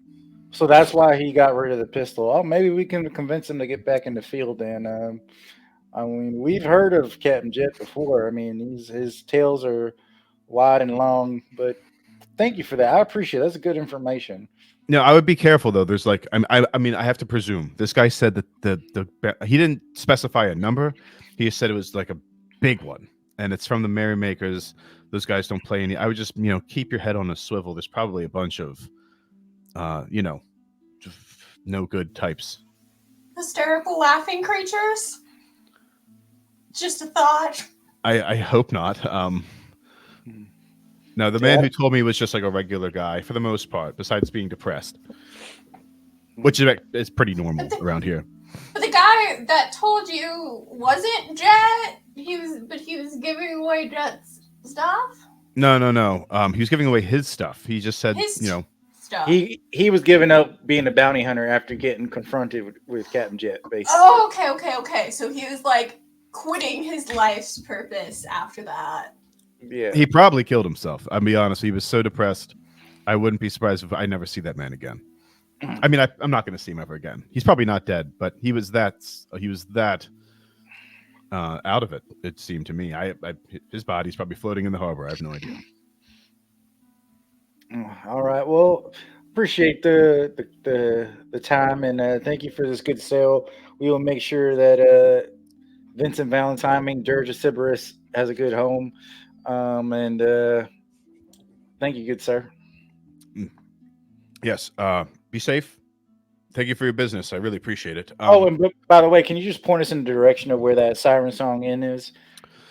If I'm not mistaken, if you just come out of my shop, did you come from the trade side or from the residential side? Honestly, I don't know. We came from the woods. The fucking come out of here. Go turn left. Turn left. Go out of the market square, and then just kind of follow the main road. And it's sort of like it comes off of the cobblestone, and there's like kind of a dirt path that'll go down to the shore, and there's an inn down there. Okay. And that'll be where, I believe, if I'm not mistaken, where you'll find the Siren Song Inn. I appreciate you. All right. Well, thank you. Have a good day. Is there a post office that you could point me in the direction of? If you're looking for like a ship-based post, I do believe you would go over to the Azure Compass. Okay. The guild there can do that for you. All right. As soon as we get out. Where? Oh yeah, I'm gonna ask you about that. But also, would Pepper also be at the inn too, or where would Pepper be?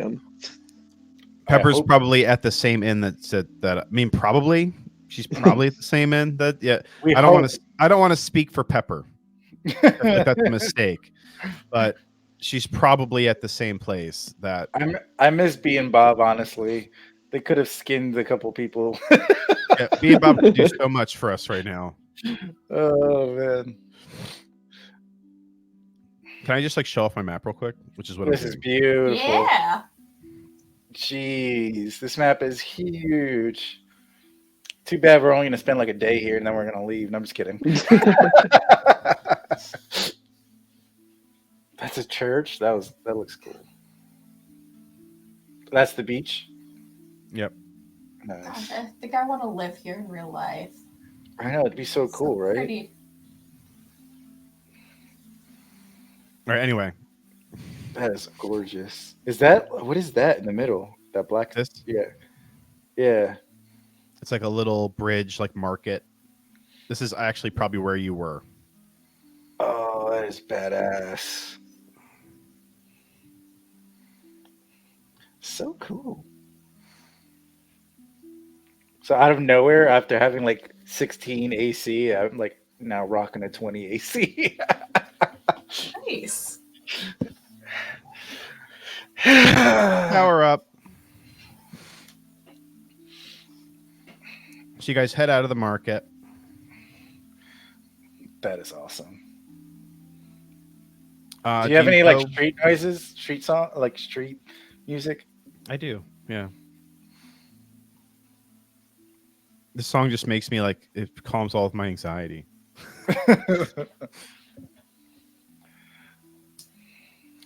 As you guys, do you head over to the to where the rest of the group is? Your group, your old group, or do you? Where do you go? I'll pose the question to the guys, to everybody. Do we want to go see if Captain Jit's at Siren Song Inn, or do we want to hit towards the Gilded Tankard and meet up with Violetta and Pepper and B and Bob? Wait, Captain Jet's here? He might be here. Good shot. Apparently, the bounty hunter sold his gun at the place that we were just at, the Iron Tide Armaments, and he was a bounty hunter trying to get Captain Jet. He's still got a bounty on his head, and apparently Captain Jet was at the Siren Song Inn. So, shit. Hopefully, Laughing Jack isn't coming for us. But I mean, yeah. I honestly feel like we should get over there because I was honestly going to go over there soon to see if Pepper's over there because I wanted to talk to her a little bit. All right, so you want to just head to the Gilded Tankard, and everybody's in favor of that? Yeah. Okay. We'll just head there, and then as soon as we can, we should try to head over to Cybersong Inn just to see if there's something left of Captain Jet there.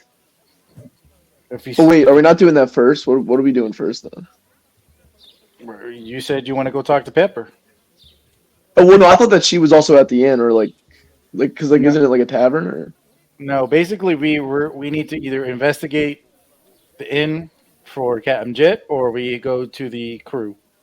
I'd rather see Jet, to be honest. Never mind. I thought that Pepper was where Jet was, and that's why I was worried. But no. All right, everybody good with that? Arlo? Yeah, sounds good. All right. Let's head over to see if Jet is in the Siren Song Inn. So you guys head out of Siren Song Inn, back the way you came. You follow the main road out of town. And you go off to the side where you were kind of directed down this kind of weird coastal area to this small collection of smaller buildings. And there is one little teeny tiny building that's not quite big enough. It looks like the whole area is sort of like a beachy tavern. The whole thing, there's 3 different buildings. They have kind of this open faced bar type of situation, each one of them. And there's kind of people hanging out all around. And you don't immediately see Jet, but give me perception checks.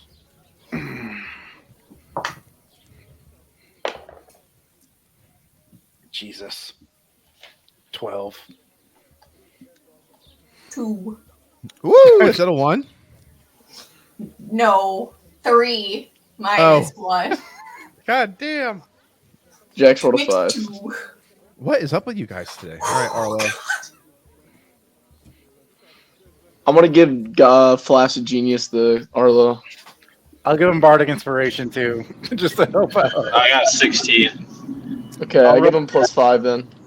I'll roll the 1d8. Give me a second. Arlo, as you are walking up, as the whole group is walking down this beachy path,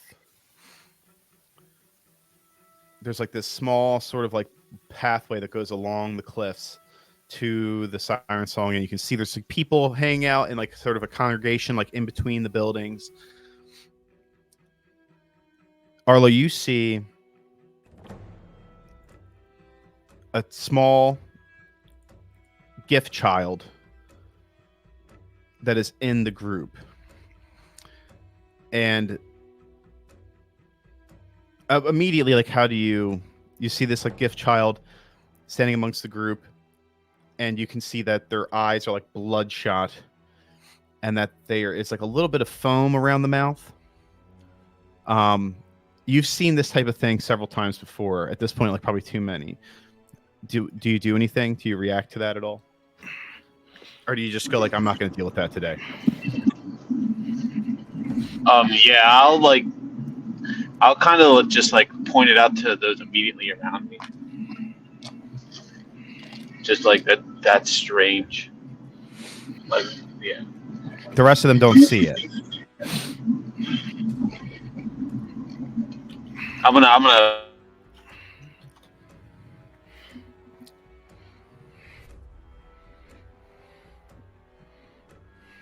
You pointed out to them. You said like, "Hey, there's like a gift child over there. Do you see that like weird dying gift child?"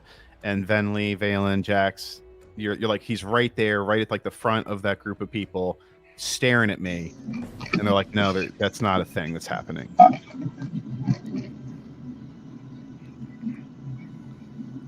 Did you hear me? Did I cut out there? Yeah. You might have. Yeah, I was just saying that that I would ask them, like, point out that person, just ask them what they think we should do about them. Do about what? I don't see anybody. And then I'm going to specifically point out the little gift child. Are they too far for them to see? They don't see it.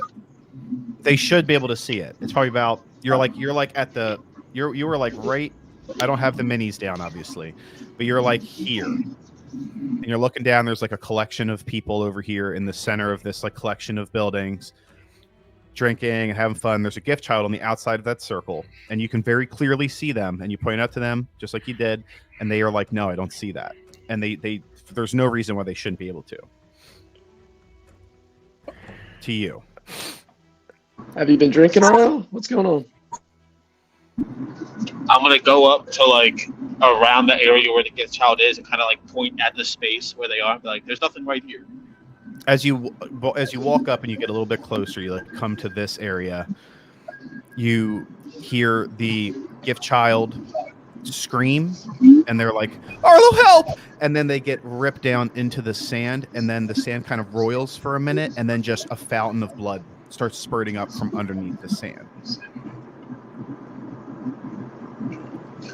Never mind.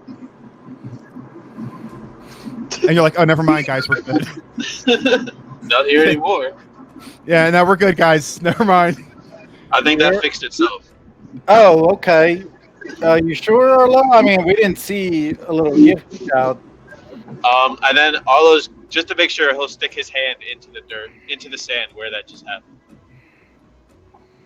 As you go to like touch it, it feels dry, but there's still like that illusion of red blood. As you touch it, you see a hand come up and grab your wrist, and it pulls you under, and it feels like there's force. You feel yourself get pulled down. The rest of you guys see Arlo kind of fall into the sand. I'm gonna face step over there and try to pull him out. Like, help him out. I'm gonna help him. I'll give him guidance. You hear like a girl scream as you like pop up, and there's like a burst of light, and the crowd kind of like scatters a little bit, and they're kind of all looking at you guys as you pull him out. And Arlo, you felt pulled, but once they grab you and pull you out, there isn't any resistance. And now that they've interacted with you, and you've interacted with whatever that was, and you get pulled back, you kind of blink, you look down, there's nothing there. What was that? Arlo, you all right, buddy? You started convulsing there. I thought you were gonna like eat dirt or eat sand, basically. You're good, buddy? Yeah, I was getting pulled by something. You sure? We didn't see anything. We saw you kind of like putting your head in the sand and it looked like you were struggling. Like something got you, but there's nothing there. I mean, something definitely grabbed me, but then it didn't anymore. As you guys have that back and forth, you hear like a couple people yell from inside, like not like a "ah," but like a "oh," and you kind of turn and you see inside of the smaller structure that's at the forefront of them, that one. You can see inside of the open facade of the building, and you can see Captain Jet dancing on a table. Well, I see that. Oh, God. I see that. Do you see that, Arlo? I see something. That's Captain Jet. That I is got my mother. glasses on, though. Oh, I mean, you do kind of have like these high cheekbones that kind of make it hard. I get it, but I mean, you were able to see a gift child from all the way back there, so I don't know. As you guys are having this conversation, Captain Jet, he's like doing this like kind of like drop low, kick out, pop up, drop low, kick out thing. He turns and he sees you guys and he pops up. He's wearing this like really like regal is not the right word. It's loud. He has like a loud jacket on. It's like purple and it has like feathers. They're like pink and green. He has his like this big yellow hat on that has like a big red plumage on it. He doesn't have his weapon on him. And then his fists are just covered in rings. He has like a big necklace on. It's got this like kind of moon pendant that's purple that you maybe like Valen and Jax, maybe the rest, maybe you would know that it was from Violetta. But he sees you guys and he Oh my fucking god! And he waves, and then he jumps down off the table and he grabs a drink out of somebody's hand and he slams it down. He throws it across the thing and he kind of staggers over to you guys. And he comes out and he goes, I can't believe my eyes. Neither can I. I think Arlo is just gonna like grab him by the front of his shirt and then walk out of the bar with him. Where are you taking me? To the rest of the crew. Excuse me, Arlo. I'm having a good time, and I would appreciate it if you allowed me to continue. So, if you would unhand me, and he. Have you been here the whole time? No, I washed up on shore 2 days ago, and I've been here, sort of just going with the flow since then. And I met a young woman. Her name is Aberdeen, and I think she's waiting for me actually on the other side of this bar. Aberdeen. Look, you need to talk. You need to talk, Captain Jet. What? Where did you get this He leans dress? forward. He leans forward and he puts his finger on your lips, Valen, and he says, "Now's not the time for talking. Okay, it's the time for merrymaking and drinking. We are in merrymaker territory. It's time to make merry. You wanna drink?" Oh, Captain Jet. The Did you whole see? crew is back together. This is fantastic. I Have you never would seen- have thought to see you guys again. Have you seen Violetta? Oh, you know, Will she be That's happy fun. about That was- Miss Aberdeen? no, that has to remain a secret. Okay. That has to remain a secret. I was confused and downtrodden, so it's very important for me to have my spirits way up here at all times. And I was really thirsty, incredibly parched. Where are we? We're in Goldshore, and apparently you scared off some bounty hunter that was after you. Something about depression, and he sold his gun. You have anything? I do. I remember this man. He came in. He kind of charged into the place. It gets a little bit hazy. He came in. He yelled something. He took a couple shots at me. That was actually the day that was when I met Aberdeen. But then it was all kind of, it just sort of faded all together. I remember standing over him, and he looked surprised, and then he just left, just went away. As problems tend to do, he just was washed away at sea. He goes, "Hold on a moment," and he turns and he walks over and he taps the guy on the shoulder and he kicks him in the knee, and the guy falls and he grabs his drink. He walks back over to you and he says, "Cheers," and he downs it, and then he just starts walking towards the water. You don't remember what happened? He says, "I don't remember. I hardly remember what happened yesterday, dear." And Did you black out? he falls into the ocean. God, can we get him out of the water, please, guys? I can't I think handle. we should just leave him there. He's just floating. Can I Can Jax roll an insight roll just to see like if he's like truly like in a weird state right now, like a party state, and he's not? Can I do the same? Yeah, for sure. I wanna.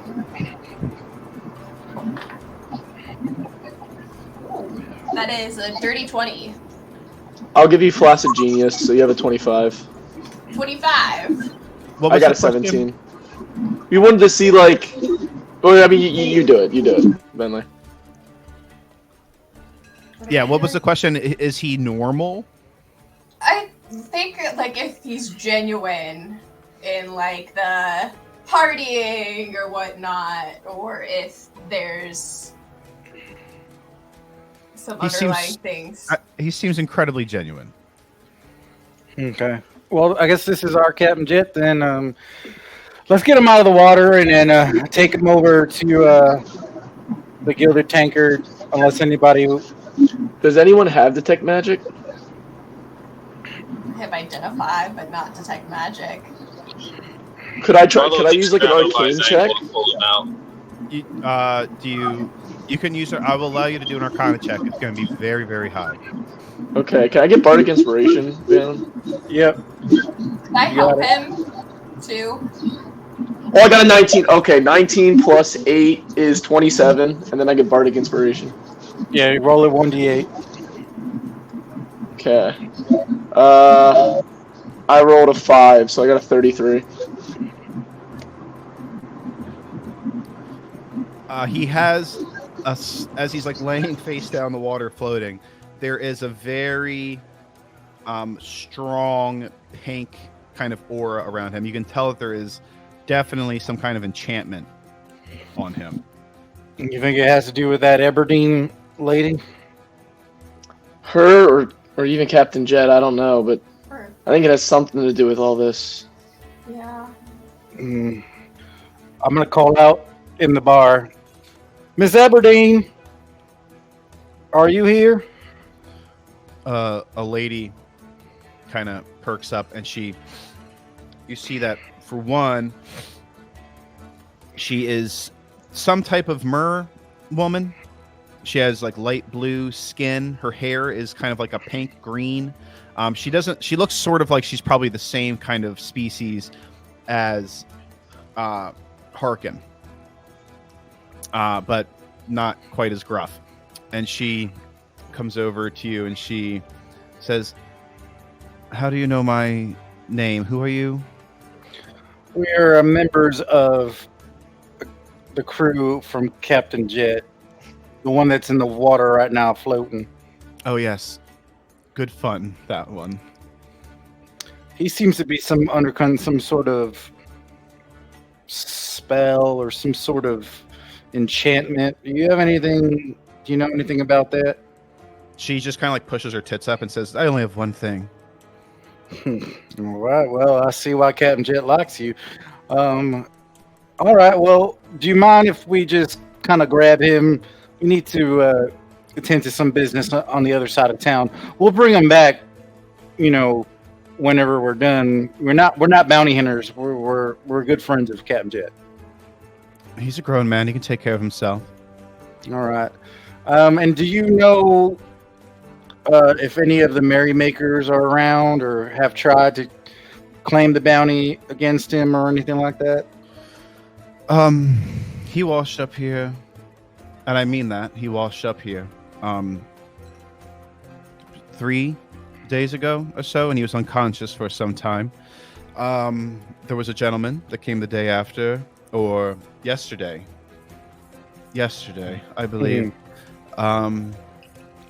Besides that, there hasn't been any. There's been a few prying eyes, I think, but nothing that has been a call to action just yet. Okay. All right. Well, appreciate. Go ahead, Vinley. What happened when the one guy, the gentleman, came here? So he came in. He saw Jet. He yelled out that he was here to claim the bounty on Jet's head, and he took a shot, and Jet fell to the ground. And he wasn't shot. I thought he might be dead, but then he popped back up, and he walked over to the man, and he just stood there, and the man just fell to the ground. He screamed, and then he began to cry. And then he just got up and left. Okay. It was the sexiest thing I've ever seen. Do you have fun with that? All right. Well, I think Arlo went to go grab him.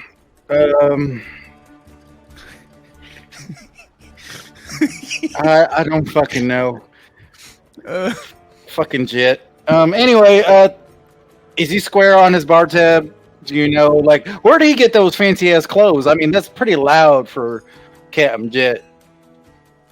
That's what he was in when he showed up. He was wetter than, well, no. That's exactly what he looked like when he showed up. She points to him, still just floating there.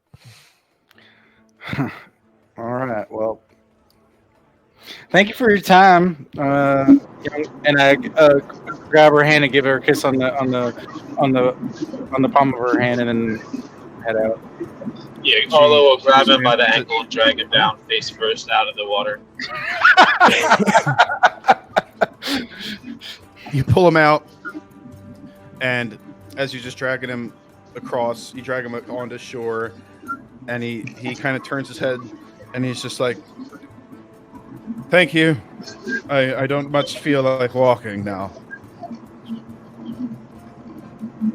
And Everdeen, she says, "If you ever feel like coming back, this is my establishment, and you're very welcome. Don't worry about his tab. He brought in plenty of business himself, so I think it was a net gain for me." I'm glad he could be of service. He was of service. If you come across any information or anybody's asking about Captain Jet, don't tell them where we are. But if you could just let us know if anybody's looking for him, we'll be at the gilded tankard, handling some business. All right.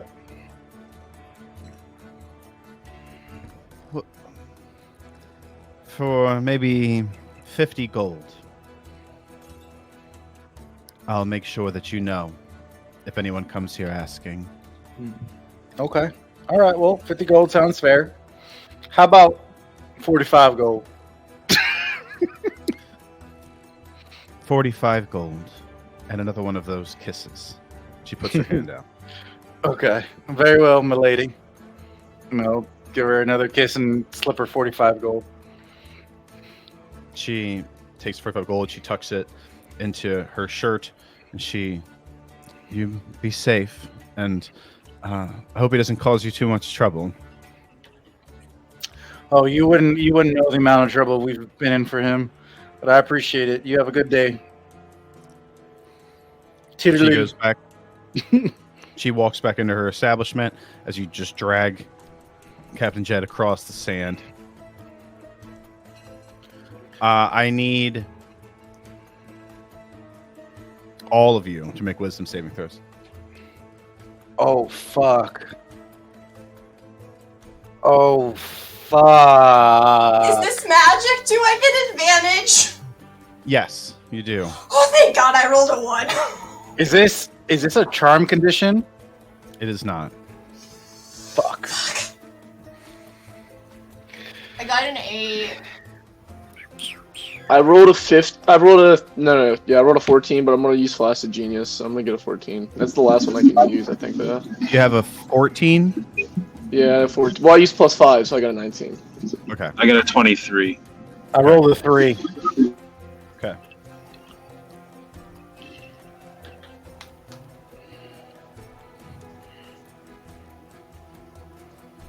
So you guys go back to the Gilded Tankard? Yes. Yeah.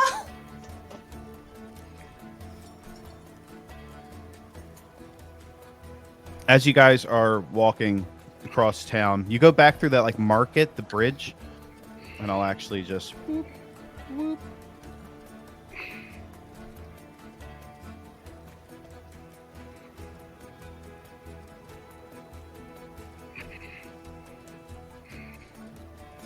I should have asked her about the name of the inn, but I'm too like PTSD about my patron.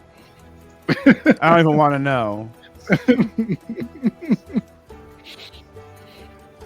As you guys are walking across this like market bridge that separates the two sides of the town, Valen, there's a bench that's outside of one of the shops, and as you are like walking past it for a brief moment, you see what looks like a man who is sort of sat on his side, and his body is riddled with large ice shards. And then next to him is a woman whose chest is just ripped open. Her rib cage is exposed. You can see, like, from the corner of your eye, like blood kind of poured down the front of her blouse. And you start at it, and you turn, and you look at them, and it's just an old couple that are just sitting there.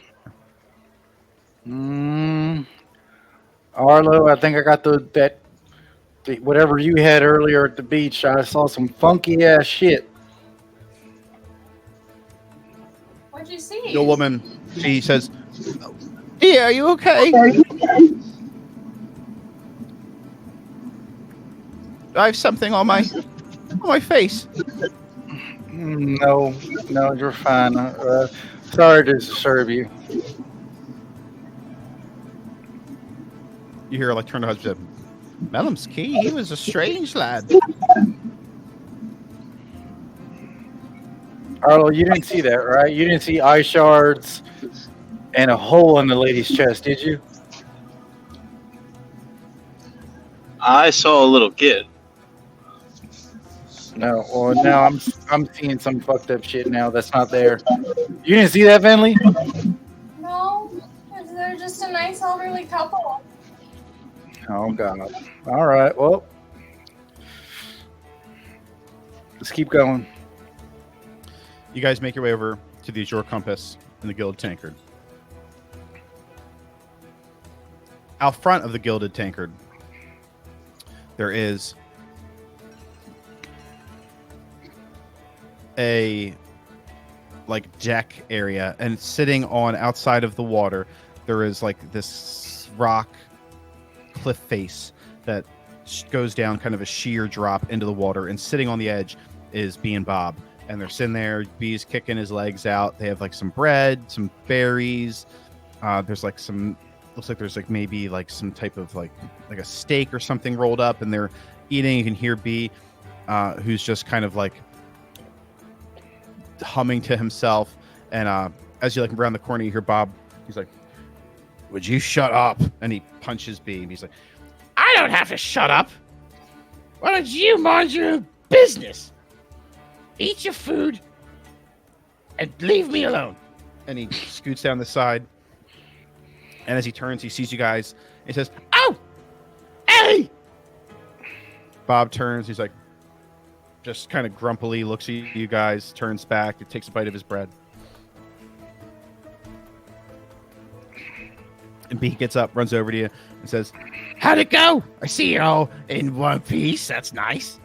And, oh, it is still just on his stomach. "Who's that gentleman?" Just Captain Jet. Unfortunately, yeah, well, we got some bad news too. Fortunately, Zergo didn't make it. Zergo's dead. Yep. Yeah.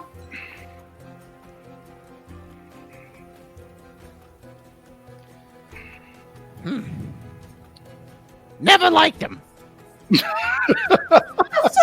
Yo, Don't say that. I feel like Jackson would just laugh just because that was out of nowhere. But Jesus, oh my God.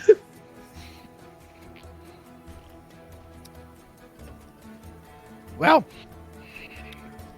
that's how it goes. This line of work, you can't get too attached. Very true. He was way too furry. I mean, I bet you would have liked to skin him, wouldn't you? Could have made a hat out of him. Really big coat. Sergio was a good guy. Anyway, Good guys die all the time. unfortunately. I killed one yesterday. Okay. Don't tell anybody about that because I'm still there's been some questions. No, the secret's safe with me. Where's everybody else? Where's Violetta? Where's the Pepper? Pepper is inside, I think. Hey Bob. Do you see Pepper? Fuck off. That's fair. Yeah, I think she's inside, probably getting drunk or something. She was hanging out with some dude, Jeff, I think his name was. I killed him. And what? And now she's just kind of depressed, so she's been, she's probably drunk. Oh my God! Why would you do that, B? Because his name was fucking Jeff. My name is Chef. Okay. All right. Oh God. I don't want to get into it. We got Captain Jet. You don't tell Pepper I killed her boyfriend. I won't. Listen, I'll keep your secret for 1 copper. All right, deal. I was hoping you were gonna upcharge me and be like, you know what, 1 gold. It didn't work. Go ahead. He gives you the copper.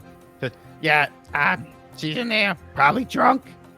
And Violetta, she's just kind of been in her room. She just keeps brushing her hair, and she's been drinking a lot of wine. You were able to get the money to them to build the ship, right? Like, have you seen the ship? Like, is any progress being made on it? Do you really think they charged me with that response? The Gray's been doing that. Okay. All right. I'll check in with Gray then. The most reliable person in our crew's a monkey. Very, very true. Very true. And a hippo. So, and I mean a gift, but yeah. All right. Thank you, B. Anytime. Don't tell Pepper. Scout's honor. And I have my fingers crossed behind my back. You go inside with the Gilded Tankard. It's nicer. It's much nicer than the Siren. I mean, I guess it depends on what your vibe is. It's it's more of a inn than a bar. And you do see there's a good bit of people like at the tables and stuff. It's probably around lunch or maybe a little bit past lunch. You can see Pepper and Harkin at a table in the back. And then besides that, you don't see any of your crew here. Anyway. Mm-hmm. Guess we head over to Pepper and Harkin. You walk over, Pepper has her head down, Harkin sees you guys, and he's like, "About time you came back." Listen! We saw a zombie dragon! Give us a break! Zombie dragon. You It's a don't lot. see that every day. I hope not. It ended up killing Zergo too. It was really strong, and yeah, it was a lot. I'm surprised that it was able to kill Zergo. Violetta's kind of in a way. I wouldn't tell her about that. I'm gonna go talk up to Pepper. I'm like, hey Pepper, I heard what happened, and tonight I'm gonna get you 4 gallons of beer, okay? Her head perks up. She goes,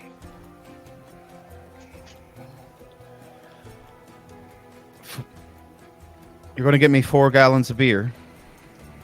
And guess what?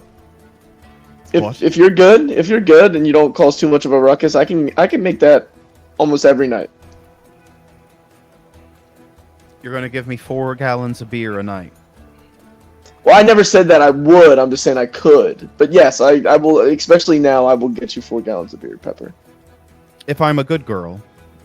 Well, okay, don't say it that way. I don't like how that sounds. And it also takes me a while to make. But I heard you're down in the dumps. I've been down in the dumps. We all have. So I think this would help our spirits a good bit. What do you want me to? If you just want me to just not make a ruckus. Well, no, tonight on me, because I heard what happened. I heard you're down. But I'm just saying in the future, if you want some beer, I can make some if you're ever down at other times. But don't just use me. I know that you'll hit me up every night if I say that. I absolutely will hit you up every night for 4 gallons of beer. Is it good or is it shite? I feel like right now it'll be shite. It depends if I make it with Arlo. I feel like Arlo would be down to make it with me, and we can make some pretty good beer. That's 4 gallons. You running a business or something?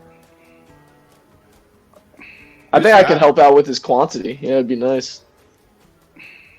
She says, "Who's that?" And she points over at the man you're still dragging behind you. It's Captain Jet. We found him in a local inn. What do you see when you look at him? You're saying that that's Captain Jet. And Harkin says, real loud, kind of peers over. Does it not look like Captain Jet? No, I mean, I guess when you say that, it's just the whole face down thing and the fact that he ought to be dead that threw me off. But now that you say it, I can see it.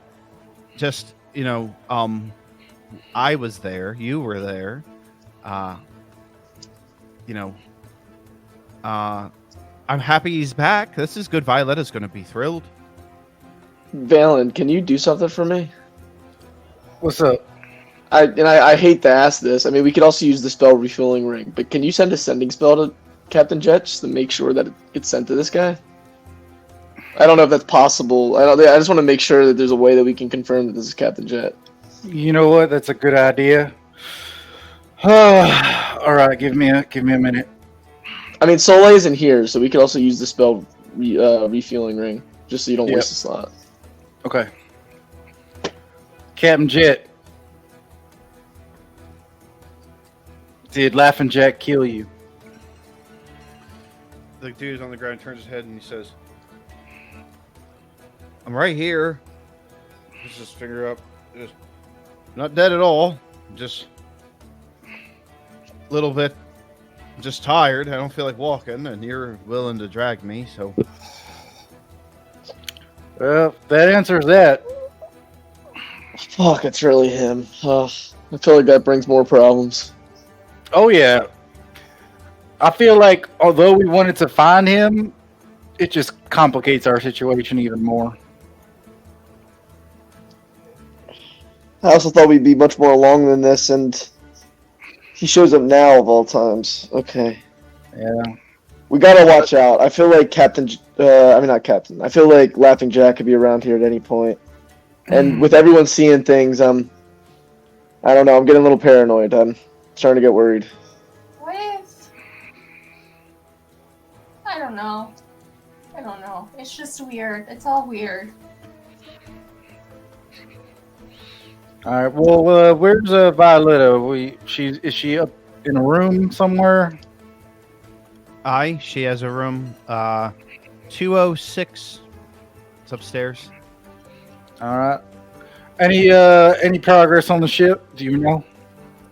I've Gray's over there. He's been over there mostly. He's been hanging out with some ship hand.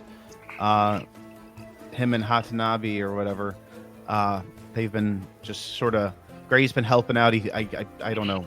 Maybe he got a deal or something for offering labor, or maybe he just likes it, or maybe he just doesn't like us very much. But he's been over there. Okay. Well, over where?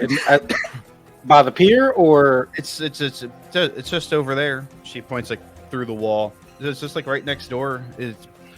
There's like a big dock and stuff. You'll be able to see it. Okay. Well, thank you. Appreciate it. I kind of want to find out what's going on with the ship first, guys. I mean, do you want to go talk to Violetta first, or? I mean, Violetta knows about the ship, but... Are we gonna just carry Captain Jet around? Yeah, you know what? You're right. Let's just hand him off to Violetta. She'll know what to do with him, and then we can go inquire about Gray. You go upstairs and you hand him off. You head off Chet to Violetta. Mm-hmm. You go upstairs to 206. You knock on the door. It opens a bit later. Violetta is in like a long sort of like nightgown. She says, come in. How are you guys? Everything's okay? We lost Sergo. We found Captain Jet. You did what? Yeah, he's Arlos. She like looks out into the hallway. She says, she like looks around. She, bring him in.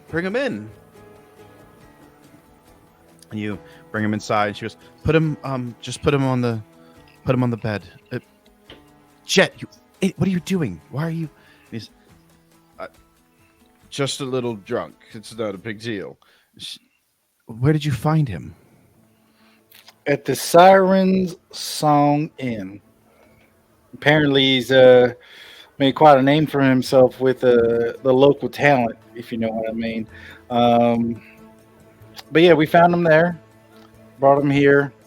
Saw some weird shit, honestly, on the way over here, but nothing to worry about too much. Apparently, a bounty hunter tried to get him, failed miserably, and I'm afraid that I might have contacted Laughing Jack and told him where we are.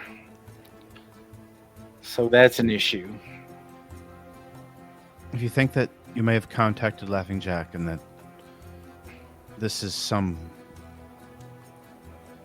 game of his, don't go far. Stay near here. We can't separate. We have to stay together. We got to get B and Bob. I'm worried about them outside. Arlo, can you come with me?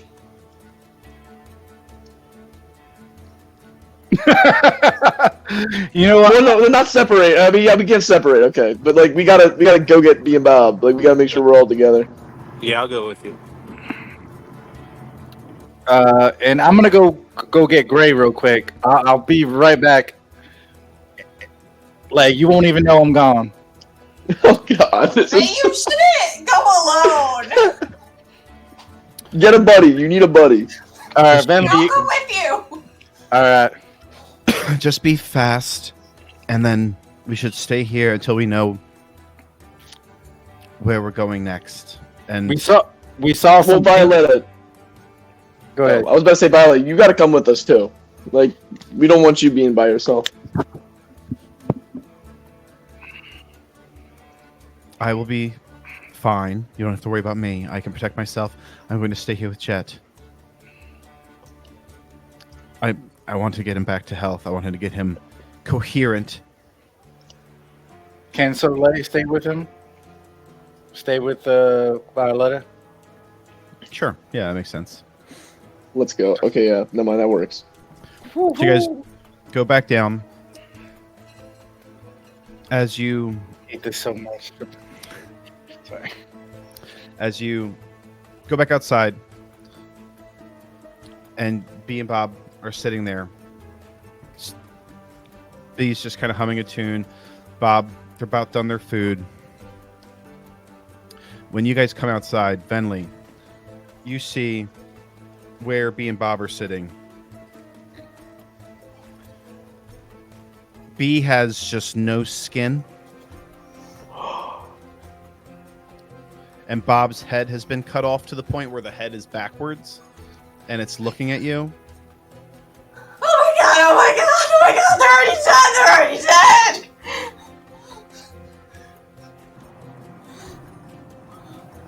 B and Bob are fine. B turns and he says, no skin on. He says, what's the matter? And Bob's like vivisected head's like, stop screaming. Oh my god.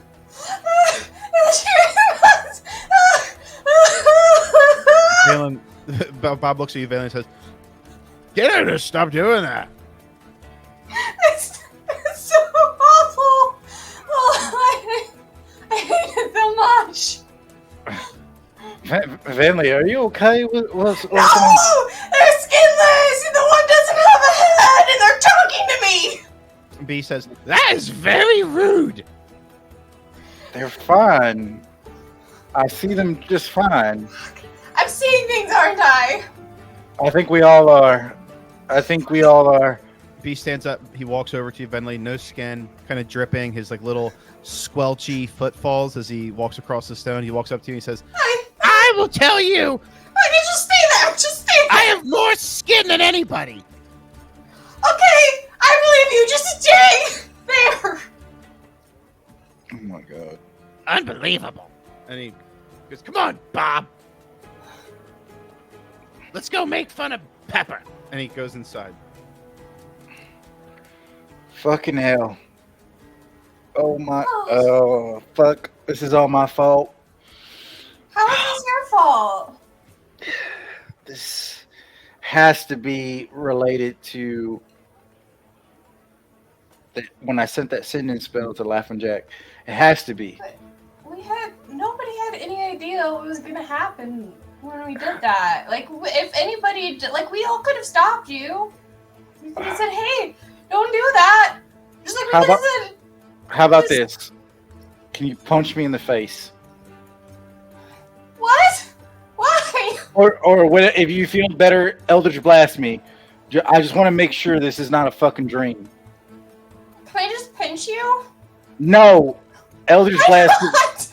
Eldritch Blast to the chest. Now, come on! I grab her hand. No, I'd rather punch you.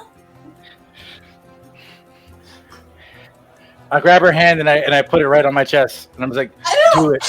Okay, fine. Do it. Roll damage. Just roll damage. Jesus. He's a willing receiver of the Eldritch Blast. Oh, You need to roll for it. Gosh. 6 points. Blast him. Okay. You hit her. You get hit in the chest. You kind of get pushed back a little bit as the energy releases from her hand. You think you're awake. I mean, it seemed real. God damn it! That shit hurt. Oh fuck! Yeah, what did you think would happen? I'm sorry, Vinley. I'm panicking here. Let's go find Gray. Get to the bottom of this, and then let's head right back to the room. Okay. Also, I had a thought. This is probably not the time, but if I don't say it now, I might forget it. How does that, like, spell that you do to, like, talk to people work? I have to be familiar with them, and then I can contact them. If they knew who I am, then they'll know who is sending the spell to them. Okay. So, in theory, then, if you wanted to, you could maybe contact the one walrus guy, right? Because you met him? You're right. I could do that. That's. I don't know if you want to, but he might have don't know if you'd be willing to share. But Yeah,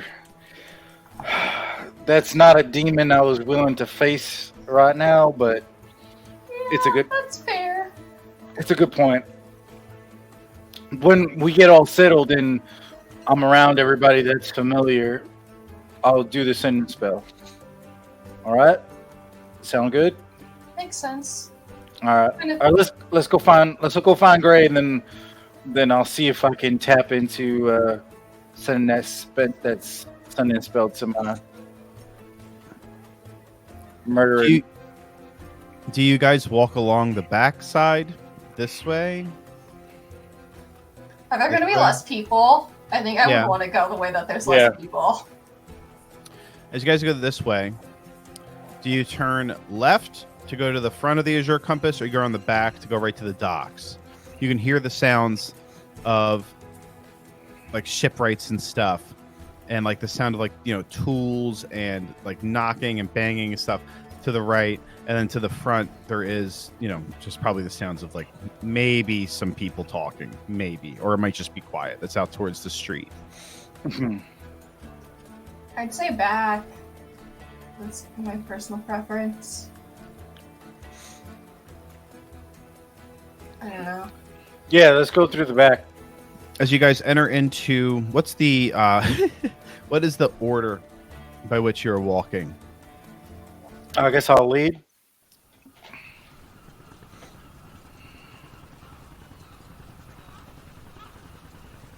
Is there a helicopter? Yeah, there's a helicopter. Yeah. It sounds like. Helicopter! What is the order by which you guys go that way? So Phelan's in the front. Oh wait, we're with them too. I think so. You guys went outside to check with B and Bob. They're going out to go to the Azure Compass. I guess you guys could go back inside. You guys have found B and Bob, so you go back inside. But it makes sense to me that you would stick together, perhaps. Yeah, because we found being. Yeah, so it'd just be the four of us, right? So Lay's left behind. So it's just the four of us. Okay, I'd be in the back, but yeah, nice. I'll go in the front. I don't mind. And then like Arlo's the second, Venley's kind of in the middle at the third. Yeah, that makes sense. Venley, I need you to make a dexterity saving throw. Damn, that feels targeted. That's crazy. Mm-hmm. Okay. That's 12. I'll give her my last flaccid genius, which is +5. 17. As you guys walk into the shadowed area, you turn right to go to like the harbor. As Venley steps into that shadowed area, Jax is in the back. Venley steps into that shadowed area and disappears. It happened so quickly, Jax. Give me a perception check. Oh my fucking And could I try to jump in after it, like with her? Give me a perception check. I got a 15 without like anything else. I don't know if I can get bardic inspiration or something. But you see, as she steps into the shadows like bend upwards and they envelop her, and then they drop, and she's just gone. Venley, you feel yourself step forward, and then suddenly, like a curtain falls around you, and you're in a void of blackness, and you hear.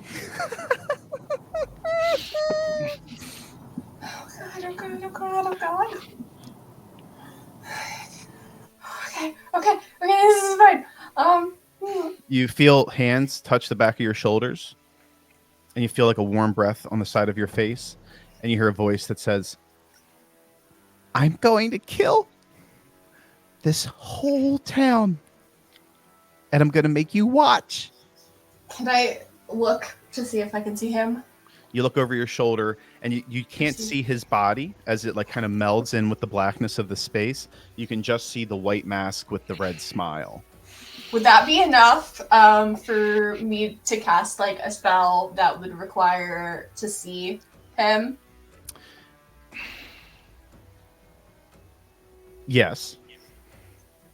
Okay, I want to cast Mind Spike. Okay. I'm gonna do Blood Freely Given too, mostly just to raise the DC of it. He has to make a Wisdom saving throw, DC 15. On a failed save for the next hour, as long as I keep up concentration, I will always know the target's location until the spell ends. And the target cannot become hidden from you, even if it's invisible. Ooh. Also takes 3d8 of psychic damage. I like that a lot. And I'm so sorry. No! As you go to cast it, he waves his hand, and he just counter spells it, and he laughs. He grips your shoulders tighter,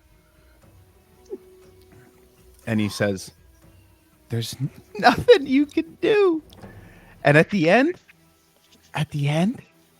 when everyone is dead, I'm going to take you, and I'm going to show you each one of their horrible little faces. And I'm going to make sure you know. No! He's going to make one attack against you.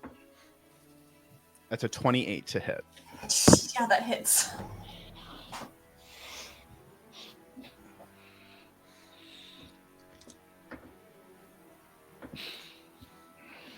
That's 19 points of slashing damage. as a black wing, and you see like feathers fall, and you feel a strike against your chest. And he says, "Fuck you, bye-bye." And then the curtain raises, and you are suddenly like you kind of fall forward. It's been 6 seconds, and Jax, you see Venli disappear and come back. Fuck. I have a question. So you said like a feather fell from him. Mm-hmm. So Captain Jet is like wearing a like coat that's like super feathered, right? Uh-huh. Yeah. So me as a player want to make the connection, but I don't know if Venli would. Of that, I think Captain Jet is like, I think Laughing Jack is like in Captain Jet somehow, possessing him, or like sharing. Give me an let me think. I want to say it's Arcana and or I'm saying Arcana and or Insight. Okay. Fuck, I rolled a 1. No. Okay. Yeah, that's fair. You disappear, you come back. You might have like a cut across your chest, perhaps. I saw Laughing Jack. He's here. Are you okay? We gotta heal you. Hold up. Oh my god. I tried to use a spell. And he just stopped me. Oh, fuck. I'll use cure wounds. I think I have a healing potion too. Although. What is it again? It's 1d8. I haven't really had to use it because everyone else. 1d8, yeah. Give me perception checks. Everybody? Great. Everyone. I rolled a 5, so it's 5 plus what? Oh, baby. 22. 17. Let's go. I got a 22 also. I'll give myself guidance because Baldur's Gate, baby. Above a 20, I got a 3, so I got a 20. You notice, Venli says this, you start like kind of, look, you know, you're like on alert. You're looking around. You see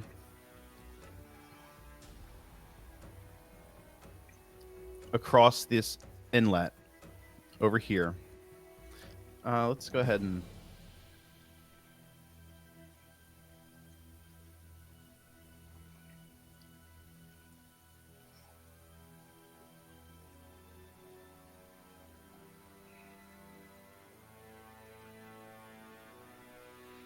No.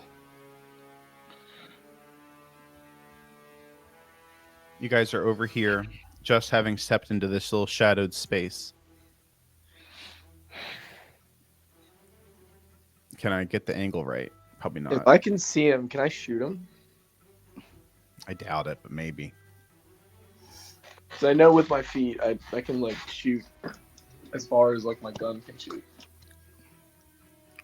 He has, you see him, and let's see. I'll do your request first. I don't know if he's close enough. He might be, but he also, it's hard to tell. You're like here. I'm only saying that because like I would basically ready an action for like till he gets into my range, I would shoot at him. Basically. He's 300 feet away.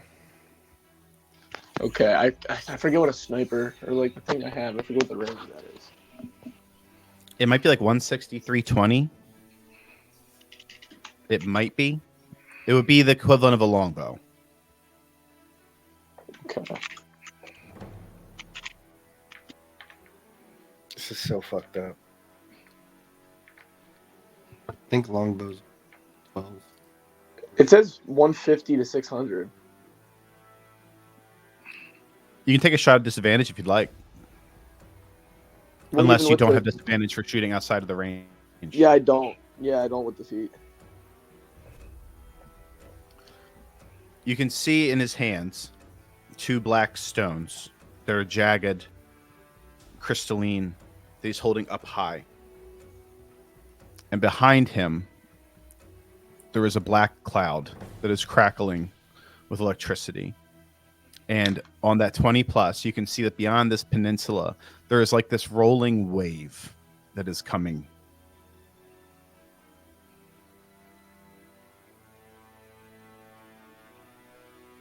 Do you shoot at him? Wait, hold, when you say a rolling wave, do you mean like a tsunami? It is decently far away, but there is a wall of water. Oh my god. Okay. I mean, I want to shoot at him, but like I'm probably not gonna try to use my movement, like because we gotta let everyone know that there's like a wall of water coming. But yeah, I'm definitely gonna shoot at him. I don't know if I should use sharpshooter though. I'm conflicted. What does anyone? I don't know. Okay. I'm gonna shoot the first shot with sharpshooter, and I'll shoot the second one not with sharpshooter. First one is a 15. Oh yeah, I'm not gonna hit that. I got a 15. You go to shoot, and it hits him, and you can see like the ruffle of his robe that he wears as the bullet goes through, and you just see like a spurt of feathers, and it doesn't seem to bother him as he raises those crystals up higher, and you hear in the distance, far behind him, a bellowing roar.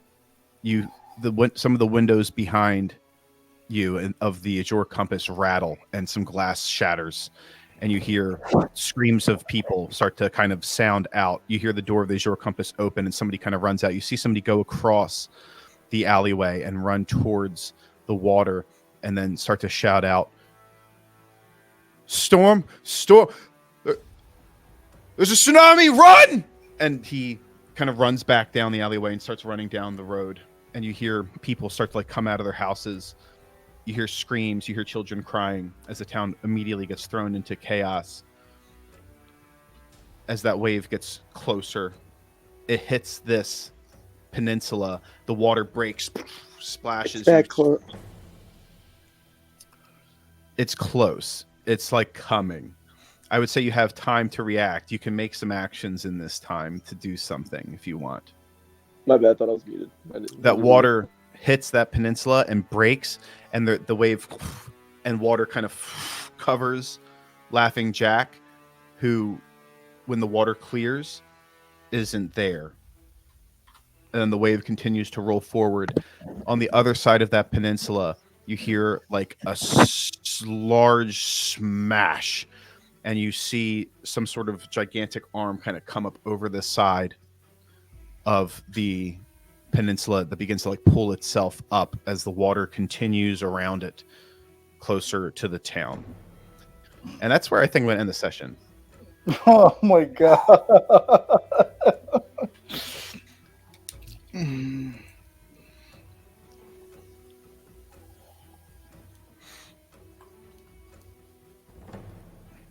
Yeah, we got duped.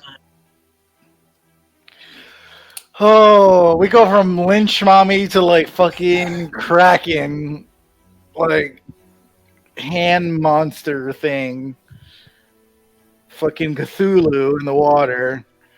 Oh. Hey, Venley, maybe it's your like brother. I was thinking that too. I'm like, maybe it's my patron. Hey, bro, don't kill us. Chill. Lil bruh, you were born out. Chill. Chill, bruh. Come on, don't you know me? Troy better be like a shark guy and pull up and just like save all of us. Like, right. Start doing a musical number as he grabs all of us or something. Like, we need to. I just want us to have a ship. Like, just please, can we just have a ship? Like, just. Oh I'm no! tired Is that going to destroy the ship too that we were building? Probably. Oh my god, that's annoying. I thought at first Captain Jet spent all our money. That's why we had that like lavish robe, you know, the red. This son of a bitch. Goes back and he buys a $1,500 jacket. Oh man, Peyton, if had I not sent that sending spell, would we have been okay? What do you mean? If you When had I sent that sending spell? Yeah. No, this wouldn't be happening. Fuck! God damn it! This is what you get for talking shit. I'm sorry. Hey, guys. bitch. Hey, bitch. Oh, I'm so sorry, guys. I guess we'll just all re-roll new characters. Okay. Cool. Kurt? We don't have a Zergo to turn into a massive dragony creature. When Zergo asked me if he could do that, I said, you can, and I'm going to set the precedent that you can do this at any time because you might need it in the future. And this was why I said that. Oh, I mean, it's true, but at the same time, like, there was no getting out of that fight alive either. Yeah. No, well, I cranked it up to make. I was like, if he's going to kill himself, I'm going to make it really cool. Yeah. But this is like, you'll see. This is going to be fine. You're going to be just fine. You don't need to worry. You're in good hands. Everything's okay. So can I start putting my roots now and start putting it in the water? Can everyone start doing that? Or is that just can you do what? Can I start now putting water into Bentley's bucket? Can we all just start putting? Talk to your I mom. start biting my hand. I'm like, I saw this on the TV. I think she'd want blood more so. Everyone just bleed. Oh man, I can't take two gigantic fights back to back. It's just. Can we just get some lower level shit? Get our confidence back up. Get confidence back up. You gotta get your boat. You gotta get the fuck out of here. You're gonna be all right. I got you, dog. Oh, this God. town's fucked though, dude. That's the normal thing for this. Isn't Jack's brother coming here too? He's gonna be here, yeah. Oh my God. There's nothing gonna be left.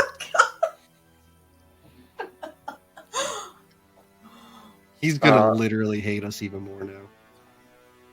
Mm-hmm. Yep. Maybe he'll think we're dead.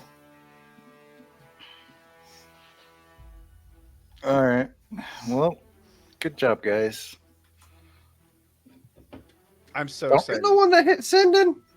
I know. I'm just saying, I'm never gonna play a bard again. Nah, you got this. I'm glad I got picked up that fucking buckler, though. Jeez.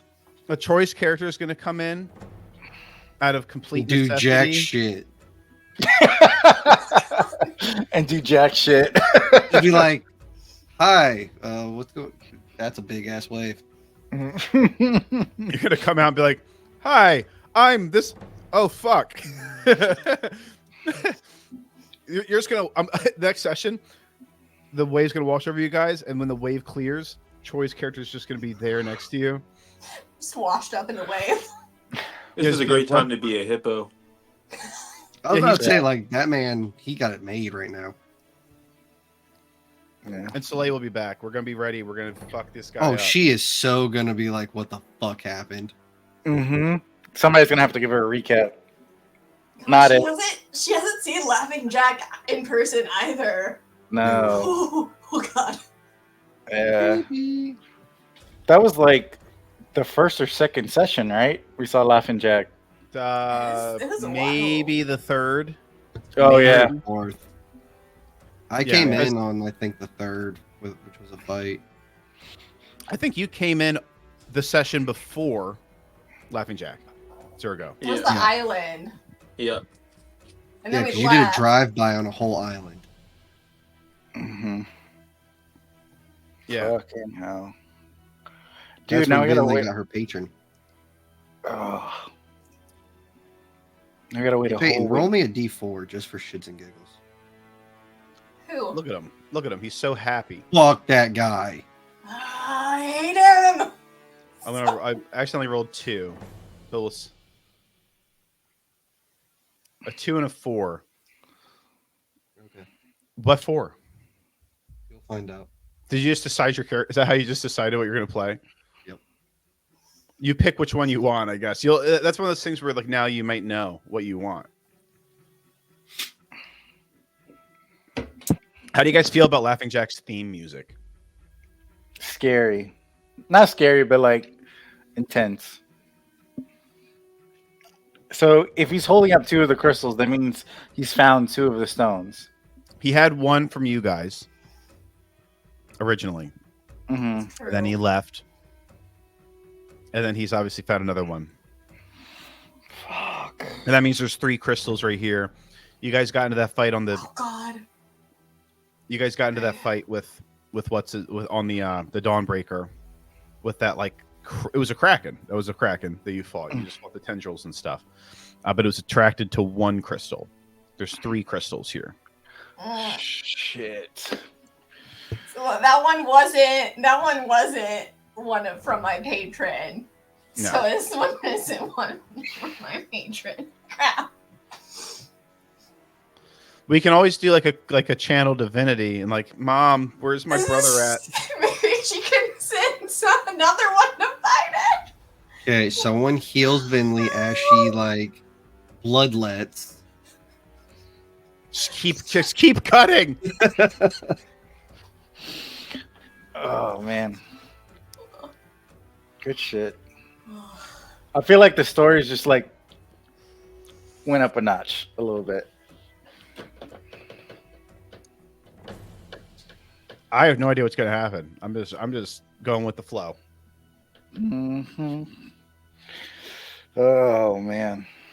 We'll get you guys your boat, and you can have your your adventure. We gotta build the confidence back up for sure, 100%. We'll get there. We're not there yet, though. Unfortunately, I still have to hurt you a little bit more. It's gonna be a rough ride. Fantastic. And I took that Eldritch Blast to the chest, so I'm down 6 hit points too. Fucking idiot. You always end up taking damage when shit hits the fan. It's my calling card. That's how you know shit's gonna hit the fan. You're just handicapping yourself because makes the fight even. Yep. Yeah, we're gonna be fine. It's gonna be dope. I'm excited.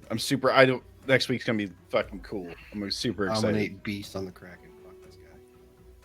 I'm gonna call on Khan and be like, Predator. We're gonna slowly whittle away the party with OP boss fights by having each one of you kill yourselves to become a giant snake monster. And then the giant snake monster just takes over everything. Yeah, we're slowly just getting to the proper end game, which is Khan devouring everything. Yeah. I'm here for it. All right, fellas and ladies. Thank you. Have a good night. Awesome session. Can't wait for next week, guys. Good Yep, night. same. Good night. Later, y'all.